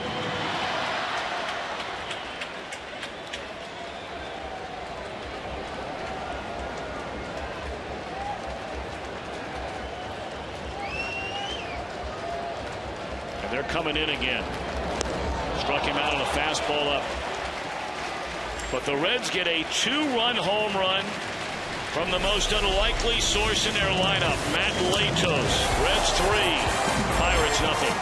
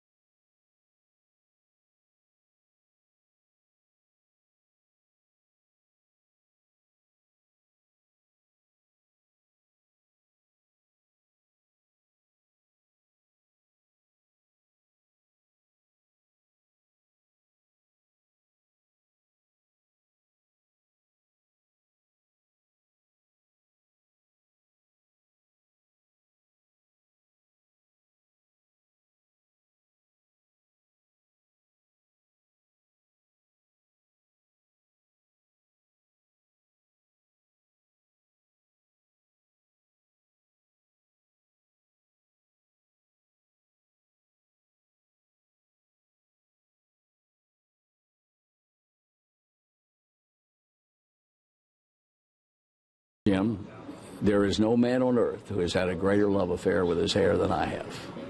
Very passionate love affair. And now it's going to be all gone. Brings a tear to your eyes. It does bring a tear to my eye. It brings one to mine, too. That was my conversation with Marty Brennaman before today, while he still has those silver locks. And coming up after the game, yep, right here live on Fox Sports Ohio, Marty B will be shaving his head, a man of his word. Which brings us to our Meyer Text Bowl question. Allegedly, someone said that I had previously said that I would shave my head if the Reds won the World Series. I allegedly said that, I guess. But which of the Reds broadcasters should be the next to shave their head? Here's what you do. Give your answer to 37664. Text 1 for Tom Brennaman, 2 for Chris Welsh, 3 for Jim Kelch, 4 for Jeff Brantley, or 5 for Jeff Pecoro. Text 1, 2, 3, 4, 5, 37664. Standard text message rates apply. More of the results coming up. Well, I can tell you right now, you saw the circle go in, as there's the first hit of the season for Wandy Rodriguez.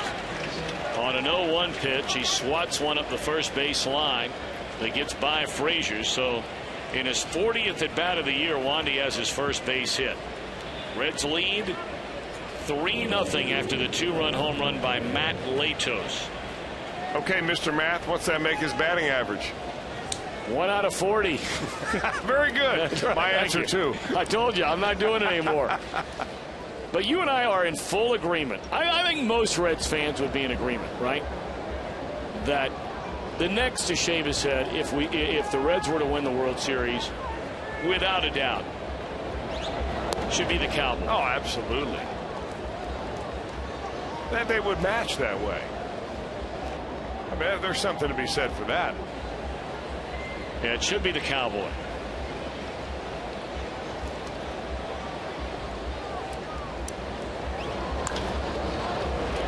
What a play by Cozart on a hot smash that turns into a double play. That was not an easy try for the slick fielding Reds rookie shortstop Zach Cozart. Boy, Matt Latos is getting the ground ball double play when he needs it, or at least getting the ground ball when he needs it. That one right at the shortstop, just what the doctor ordered there. You know, when you're Cozart on that play, really all you want to do is make sure you get your body in front of it. If you field it cleanly, you've got a chance for 2, but you've got to get 1. How good has Cozart been on the defensive side this year? I mean, does he look at all like a rookie? No. He's been asked to do what very few rookies are asked to do on a team contending to win a divisional championship, and that's hitting the leadoff spot. You know, when the year began, they had him batting way down in the order, but when the injuries started to pile up and Dusty Baker was forced to shift his lineup, Cozart is hit in the 1 spot, the 2 spot primarily the entire year. I don't think there's any debate we're going to see a far better offensive player batting average wise, power number wise, as the years go forward. But boy, if he's had any struggles at times on offense, they have not gone into the field of play defensively.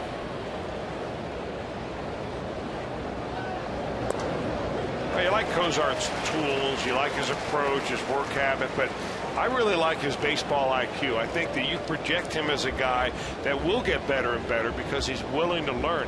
His strike zone management will simply get better and better. That alone will make him a much better offensive player.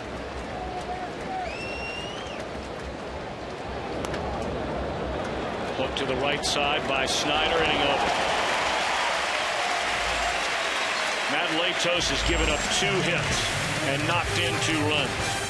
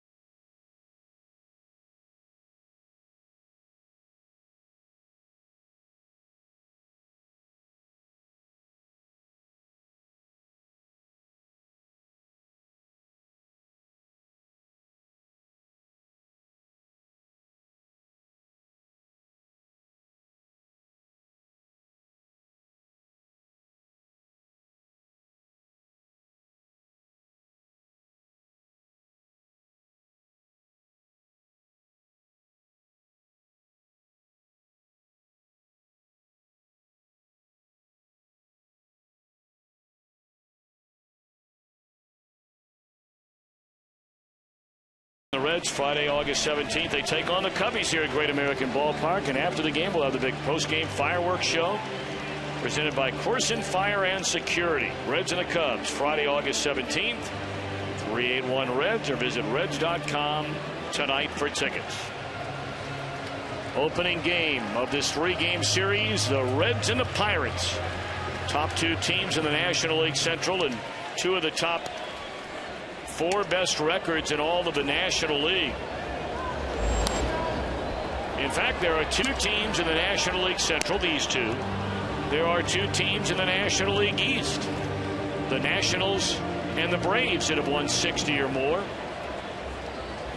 The Giants and the Dodgers are still 4 wins shy of that number. This ball is hit in the air to deep right center by Roland.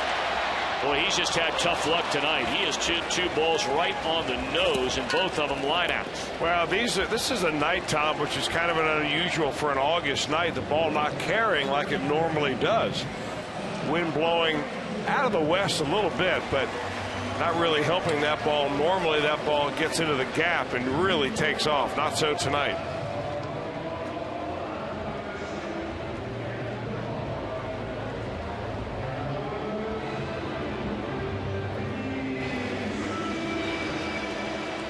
Todd Frazier is popped up to first and flied out to right field.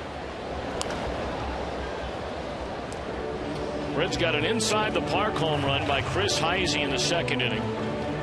With 2 outs and nobody on in the 5th, Ryan Hannigan singled into right, and Matt Latos hit a line drive to the first row of the seats above the wall in left center. 3 runs, 7 hits for the Reds, no runs, 2 hits for Pittsburgh.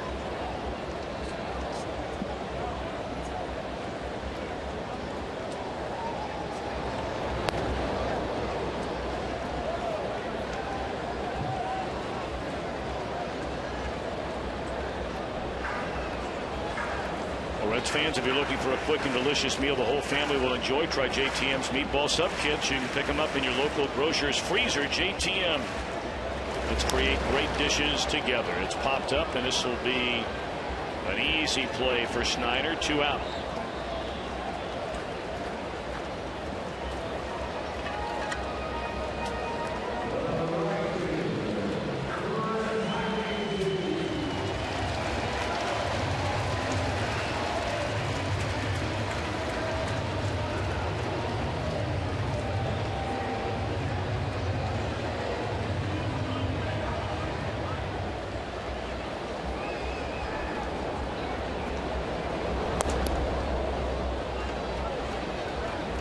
That's one of those fastballs I was talking about. 89 miles an hour, seemingly right down Broadway, but it just gets on the hitter much quicker than it appears. Must be killing him to sit.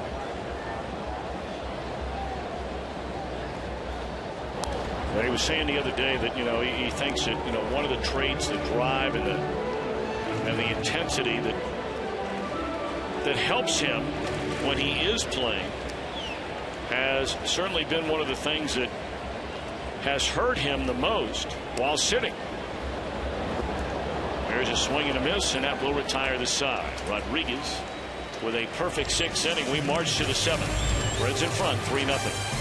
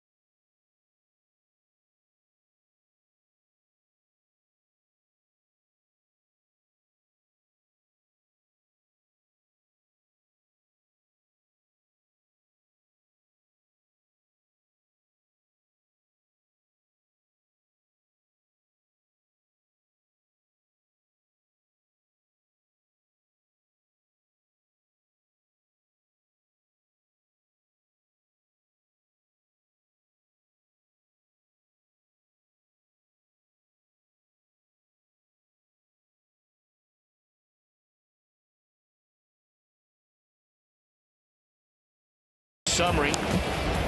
Chris Heisy, a high fly ball with 2 outs to left in the second that turned into an inside the park home run. Second in Heisy's career, second for the Reds this season. And then Latos with a runner at first and 2 outs. First pitch of his at bat in the fifth, 2-run home run. And he's been mighty good on the mound. No, he has. He's got a fastball up to 95, 96, but better than that, he's placed it very well. Gotten ahead of the hitters, rolled up a double play ball when he needed it. Number 9 on the year for Matt Latos. And hey, combination of good pitching, good defense, timely hitting. That's been the Reds' formula all year long, and they lead them by 3 in the 7th. Pirates have hit into 2 double plays coming into the game. They had bounced into the fewest number of those in the National League. All right, heart of the order here. You got 3, 4, and 5. Andrew McCutchen is 1 for 2. Struck out swinging in the first. Single to center on a 3-1 pitch in the fourth.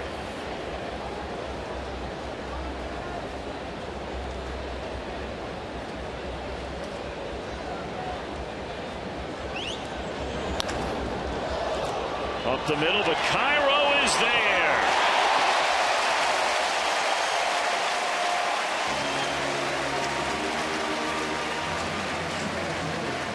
Boy, how about the exacting defense the Reds play?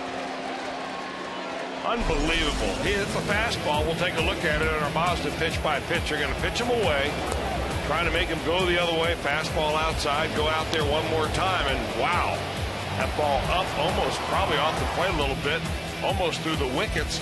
Latos has to put his head down thinking, well, that's a base hit. Only to look up and see Miguel Cairo standing there with the baseball.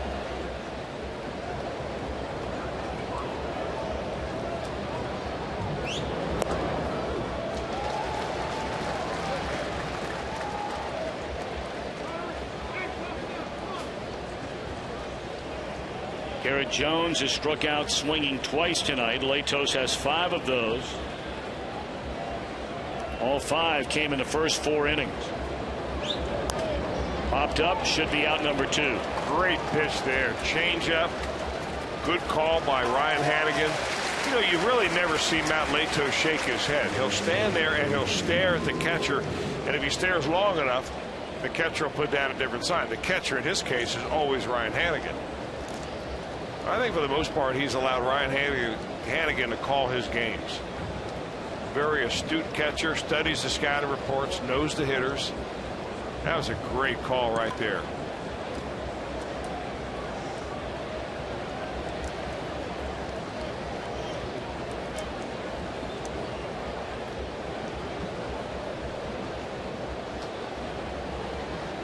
Now Neil Walker with 2 down, none on. He's been robbed of a double on a diving play by Frazier up the first baseline, his first time up. And then Walk leading off the 5th. Next pitch for Latos, number 90.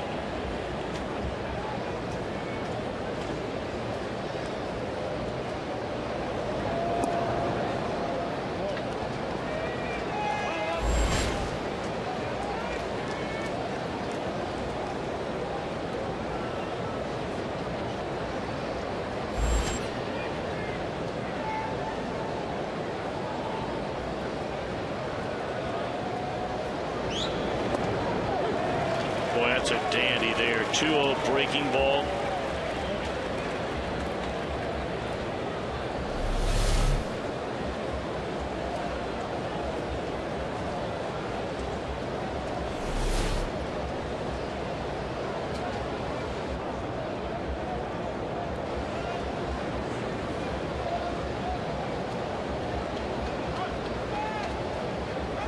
There was a case what you just said, Chris. He looked in there a long time. He never shook him off.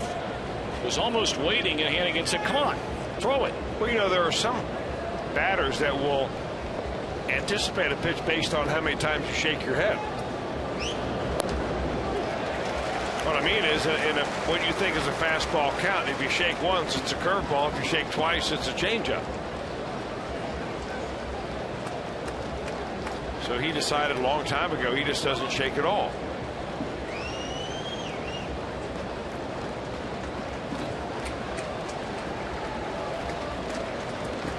go with it. It's foul ball. Tell you what, he's got a good feel of his breaking pitches. The first inning he didn't. I mean, he threw a ball at the backstop. He, on 3-2 counts, he threw the ball down in the dirt, but had Andrew McCutchen check swing for a strikeout. Did the same thing on a slider with Garrett Jones. He went after one in the dirt. But ever since then, he started to get his rhythm, his sea legs. And, you know, a big guy like Latos, when he gets it going, you know, you look back and you think, man, the opportunity they had in the first inning may be the only one they get. Tapper over the mound. There's Cozart, and that, my friends, is a 1-2-3 inning through the heart of the order, and Latos pumping his fist. 7 innings of 2-hit shutout baseball so far.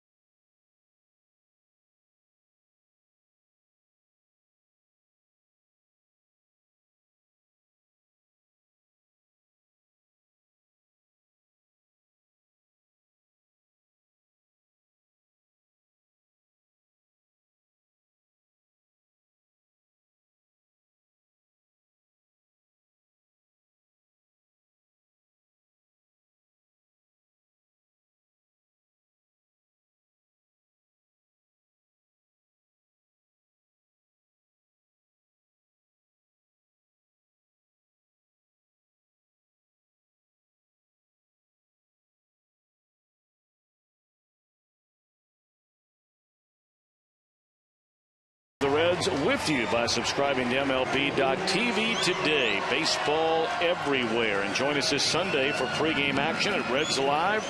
Set for Sunglass Sundays.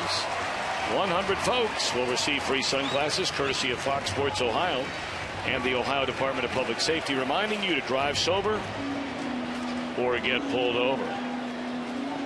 Amen to that.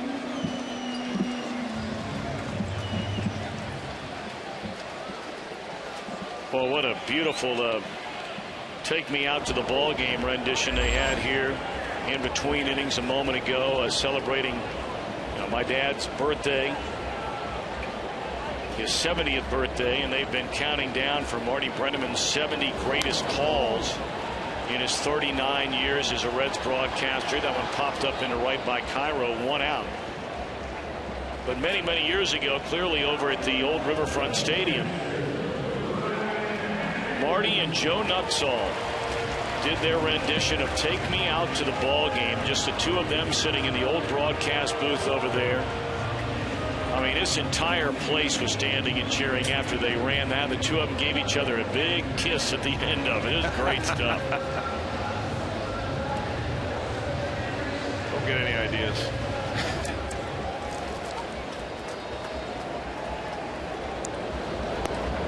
Well, here's Hannigan. He had that 2-out single, and you thought, all right, well, it's good that he got on base, good that he got a hit.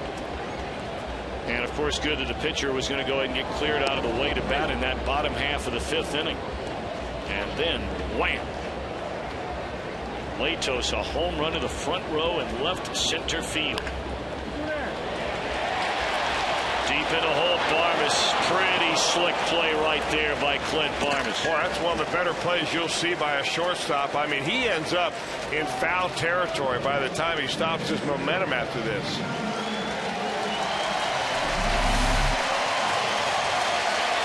I mean, way over there.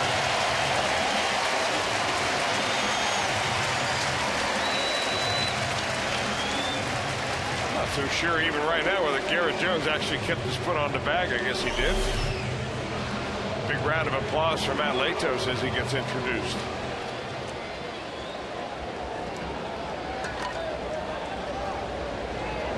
No first pitch fastball this time.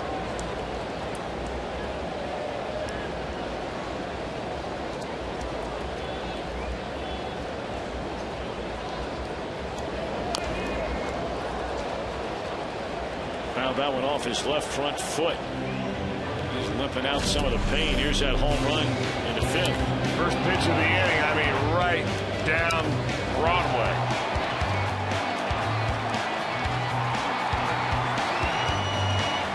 I still love the way that Pirate fan who caught it just took it and flipped it up over his shoulder. If he threw it back on the field, he probably was afraid of being ejected. By Bob Davidson. And missing the haircut. Here we go in the 8th.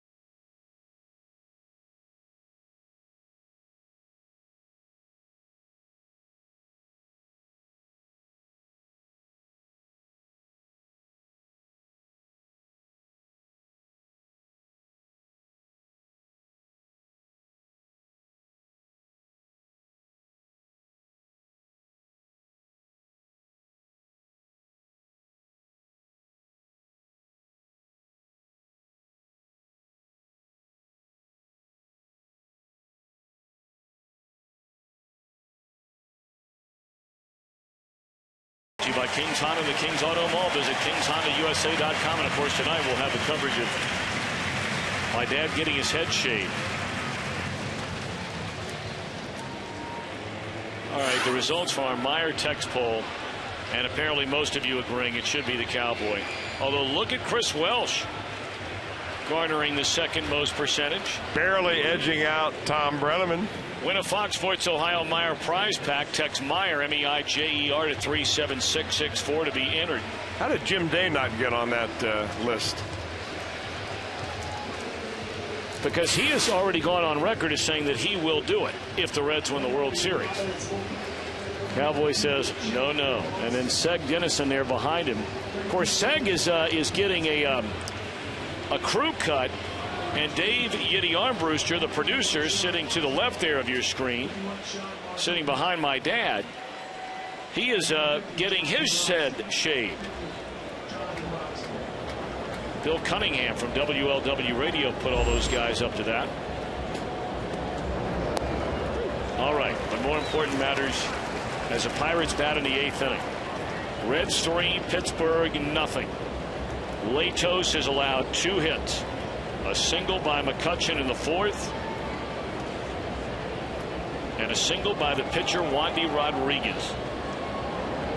6, 7, 8 in the batting order for the Pirates in the 8th. Latos coming off a 1, 2, 3, 7 through the heart of the order. Alvarez has struck out and bounced into a fielder's choice.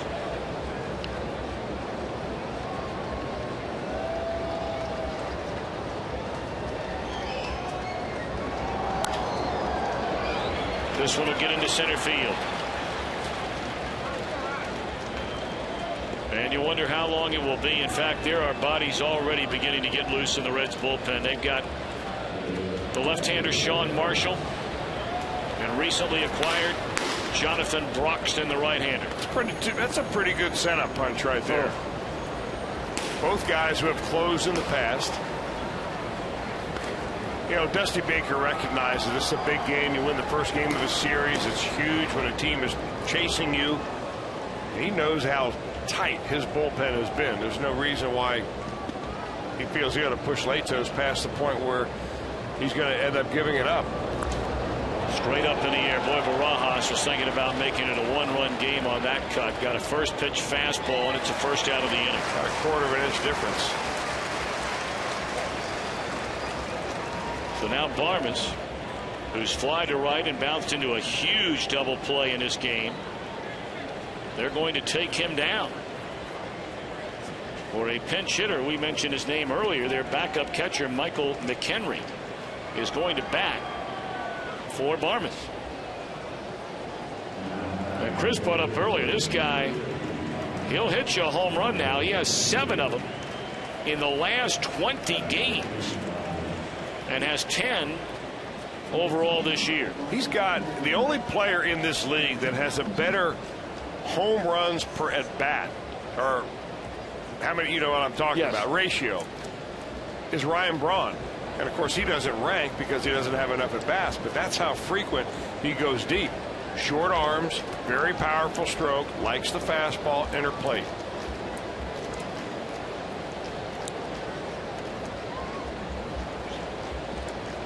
Kind of reminds me a little bit of Willeen Rosario, the way he steps up there, and same body type, big strong kid.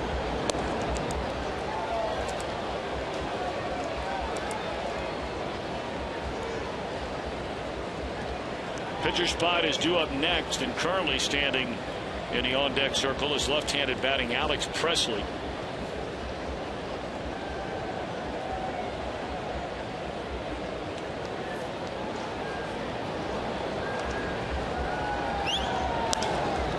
In the air, short right center, and that ball falls in. Well, end of the bat, he takes a big swing. You know, when you go over the scouting report, you say, all right, this guy's got power, this guy doesn't, and so on. And I think he froze the outfielders, especially Stubbs, with a big swing on the end of the bat. Didn't read it until it was too late. Well, Dusty Baker's got to be contemplating right now. The tying run is coming to the plate. Now the question is, you ask yourself here, Dusty Baker probably talking about this very topic with Brian Price. Do you allow Latos as a right-hander to face a left-handed batting Presley, or would you rather have the left-hander Marshall facing right-handed batters on their bench, Gabi Sanchez, Jordy Mercer, or Cincinnati native Josh Harrison?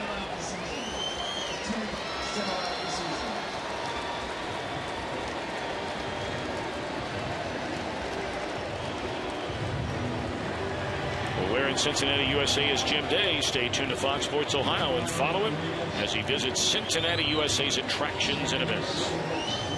So it will be Brian Price, not Dusty Baker, who will make the pitching change. And the umpire saying, did you just call for a right-hander, or did you call for a left-hander? And there's a big discussion going on here right now. Because Brian Price, it looked like, waved his right hand at the umpire, and the umpire said, are you calling for a right-hander? And I'm not sure. It is a right-hander. It's going to be Jonathan Broxton. I wonder if maybe when Latos fouled that ball off his foot, it had anything to do with it.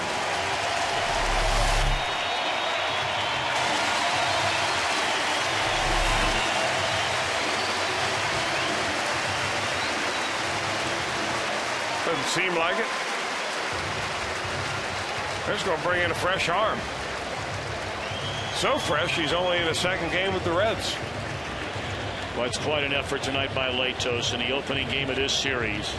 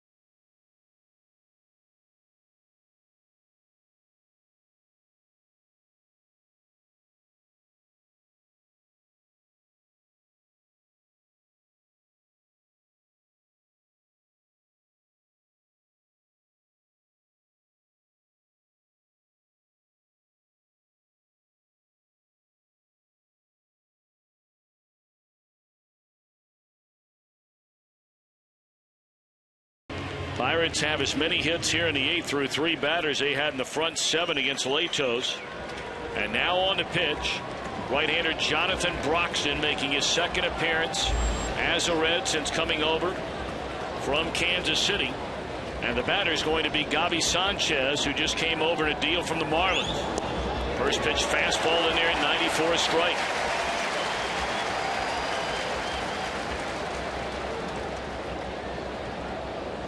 Reds bullpen has been virtually #1 in every major statistical category there is. If not in all of baseball, then certainly in the National League.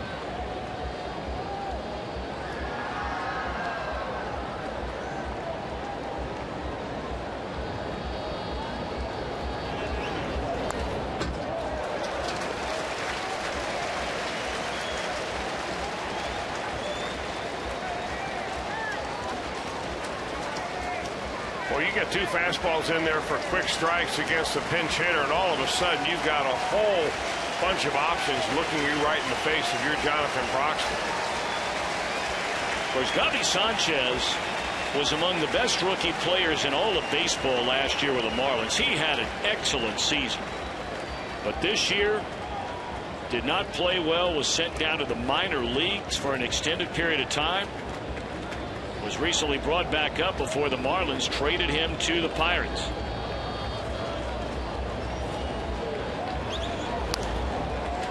Broxton coming back with gas at 96 on an 0-2 pitch. Well, what Sanchez does, and he has done very well, that was back in 2010 you're referring, Tom, when he had 19 home runs and 85 runs batted in, but he walks a lot. He's got real good plate management.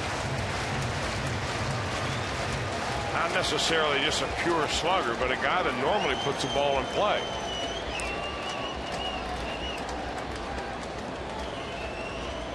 Alvarez, a runner at second base. McHenry with a pinch hit bloop single in the center, over at first. And the 0-2 from Jonathan Broxton. Here it is. Another fastball at 96, and again Sanchez able to foul it away.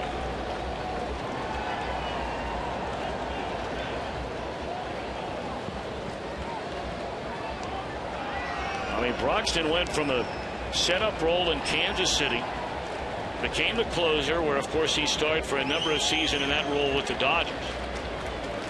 But playing for a team that was well under 500 in the American League Central cellar. And here he is in his 2nd appearance with the Reds, pitching in a big game in the opening weekend of August. Bouncing ball should be. There's one. That's a double play.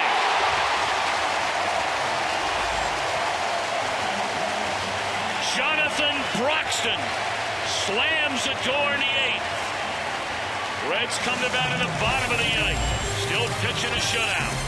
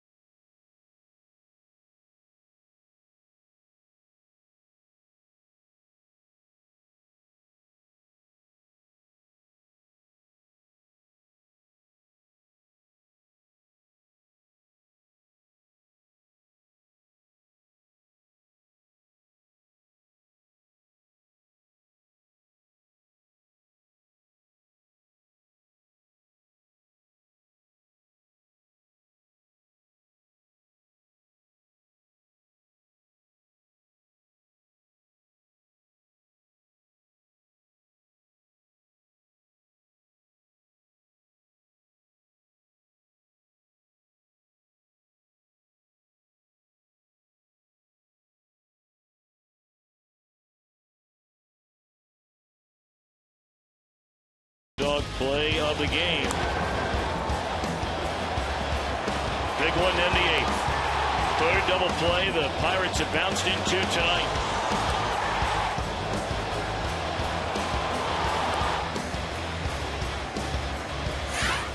High fives all around for the big man down there, Jonathan Broxton. Couple of changes looking around for the Pirates on defense. Barmas was hit for, so Jordy Mercer will take over for him. Barajas is out. McHenry stays in. And taking over for Wandy Rodriguez, another acquisition at the trade deadline made by the Pirates, bringing in the veteran right-hander. Well, they sent Brad Lincoln, a very dependable right-hander, up to Toronto in exchange for Travis Snyder, so they needed to replace him somehow, and they picked up the veteran Chad Qualls. Solid reliever, been around a while. 4 years with Houston, 3 years with Arizona, some time with Tampa Bay, San Diego. Last year he was with Philly only for a few games. He was also with the Yankees. That's where he came from when the Pirates got him.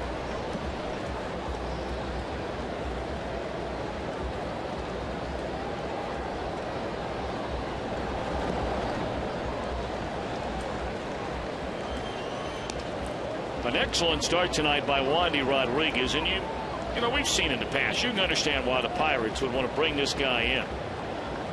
Pretty much, Chris, what you said before the game ever started. Give you 6, 7 innings. Allowed 3 runs. Tonight was 7 innings, 7 hits, 3 runs, didn't walk anybody. I mean, you know, you really look at the way the Reds have scored. So unlikely an inside the park home run. You rarely ever see those. Which with even more rare a home run by the pitcher. And really with better defense, it wouldn't have been an inside the park home run. I mean, more alert defense. You give up a home run to the opposing pitcher, that happens. Look at it again, our Nissan drive of the game. Chris Heisy high off the wall. Starling Marte cannot get it. And meanwhile, the center fielder, Andrew McCutcheon, is just kind of being a spectator. And Heisy chugging right on home.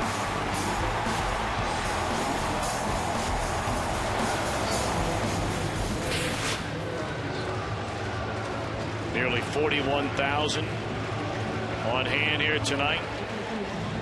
Sellout crowd, and again we're sold out here tomorrow night, but tickets are available Sunday, so come on down. Reds will be embarking on a road trip through Milwaukee and Chicago, spanning a week before they're back home again in the middle of the month. Cozart, a 3-hit night. He'll be retired for the first time. That's the way we begin the bottom of the 8th.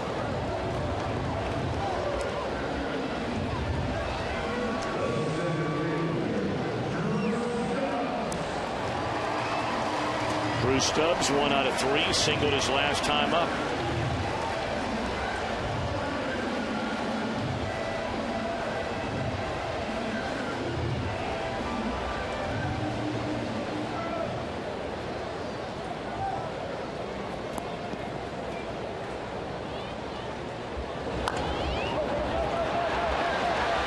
Qualls lets it fly, and they get the speedy Stubbs. Crowd thought that throw brought Garrett Jones off the bag. But right there on the call was Brian Gorman. Boy, some fancy footwork down there by the first baseman Jones. This ball, one of those swinging bunts, which normally would be an easier out, but you've got Drew Stubbs just booking it down the line.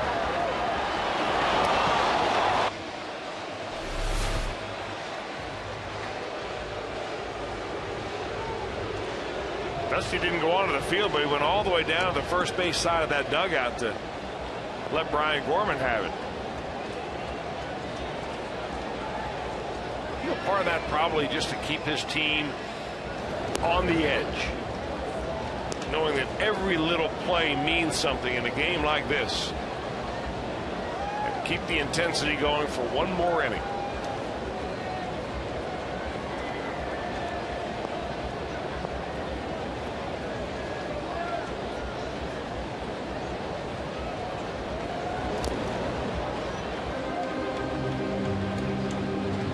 Take another look at that throw to first base, and then Jones down there. He reads it coming the other way, and he's got a cross right in front of Drew Stubbs.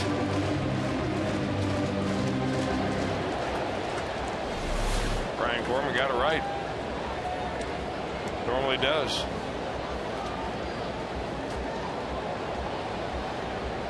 Or 2 to Ludwig. Swing and a miss, and the inning is over. All right, here we go. 9th inning. Reds are 3 outs away from a series opening win. And Aroldis Chapman coming on from the bullpen.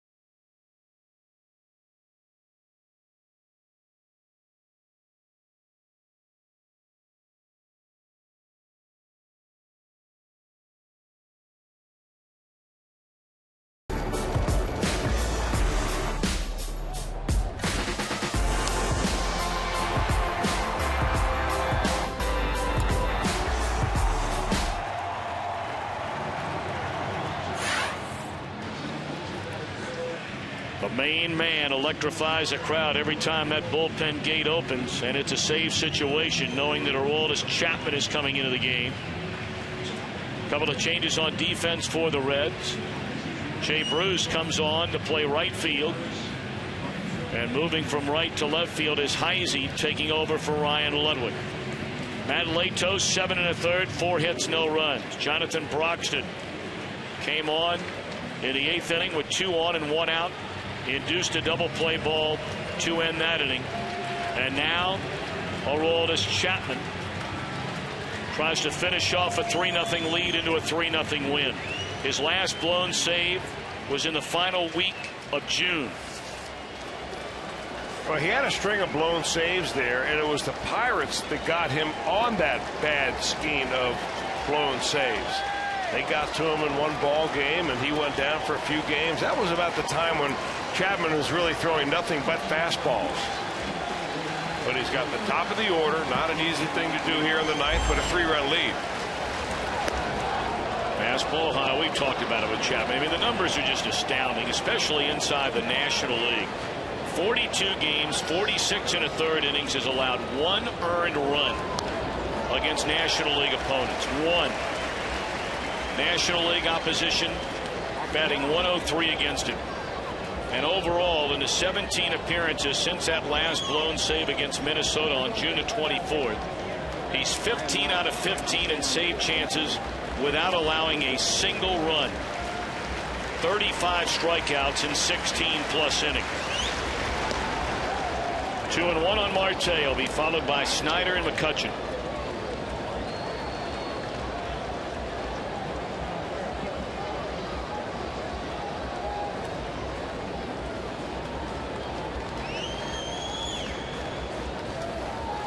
Two-1 to the Pirate rookie.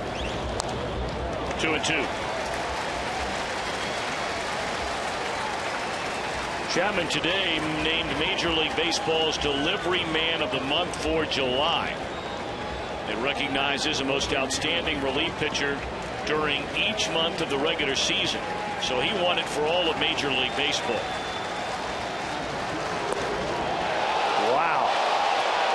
100 at the knees. And Bob Davidson says ball 3.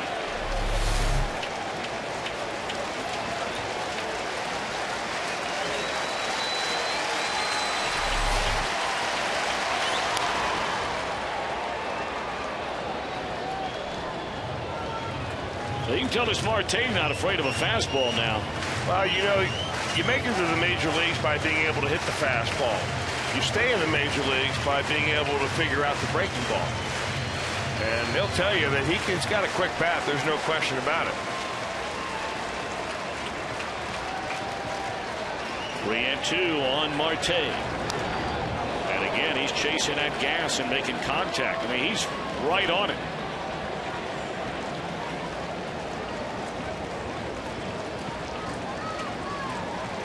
Those are the numbers during his Delivery Man of the Month award. Not a single run allowed in the entire month of July, nor a blown save.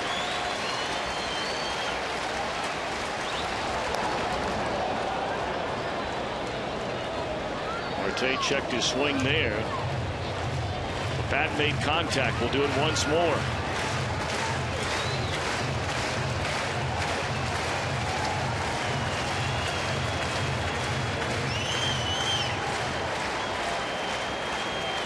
Marte hitless in 3 at-bats. Bounce into a double play back in the 6th inning, his last time up. 9th pitch of the at-bat.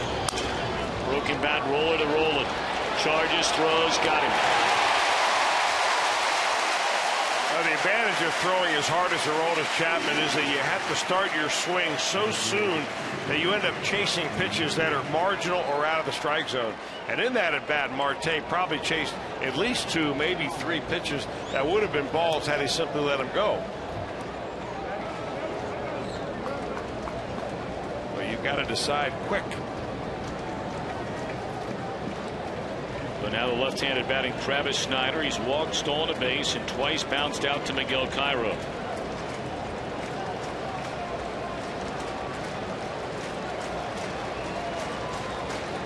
And Ryan Hannigan wondering why Chapman now is pitching out of the stretch.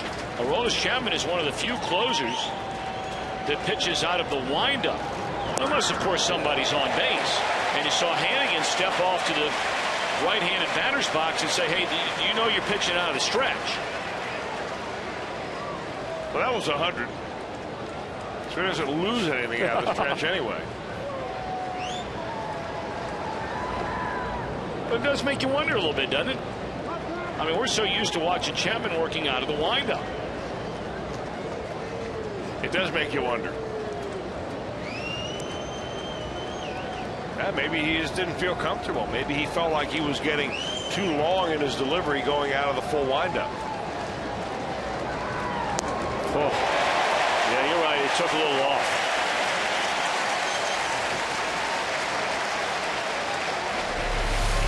You're always a little more compact out of the stretch windup.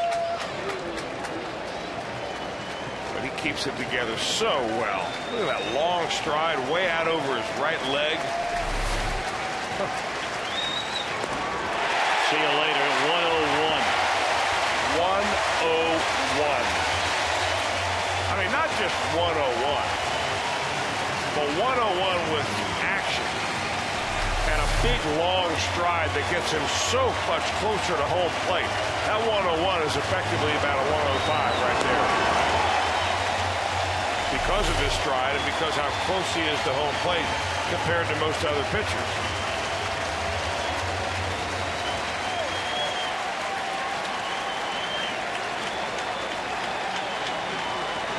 Two outs in the ninth. And McCutchen drilled with a 101-mile-per-hour fastball. Goodness gracious.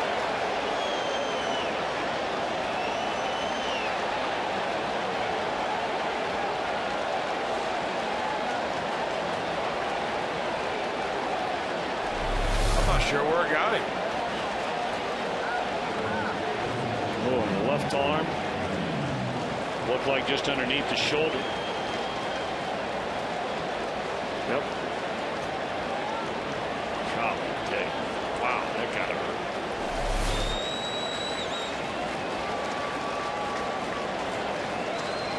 getting hit with a cue ball.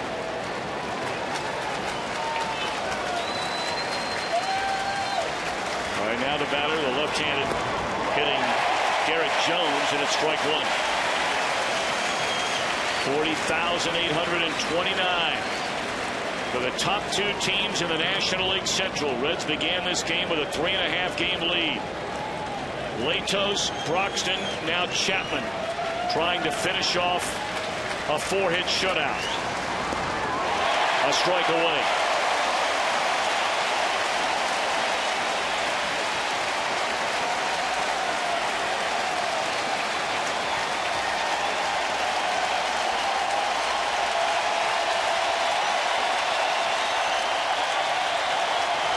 Game one of the books.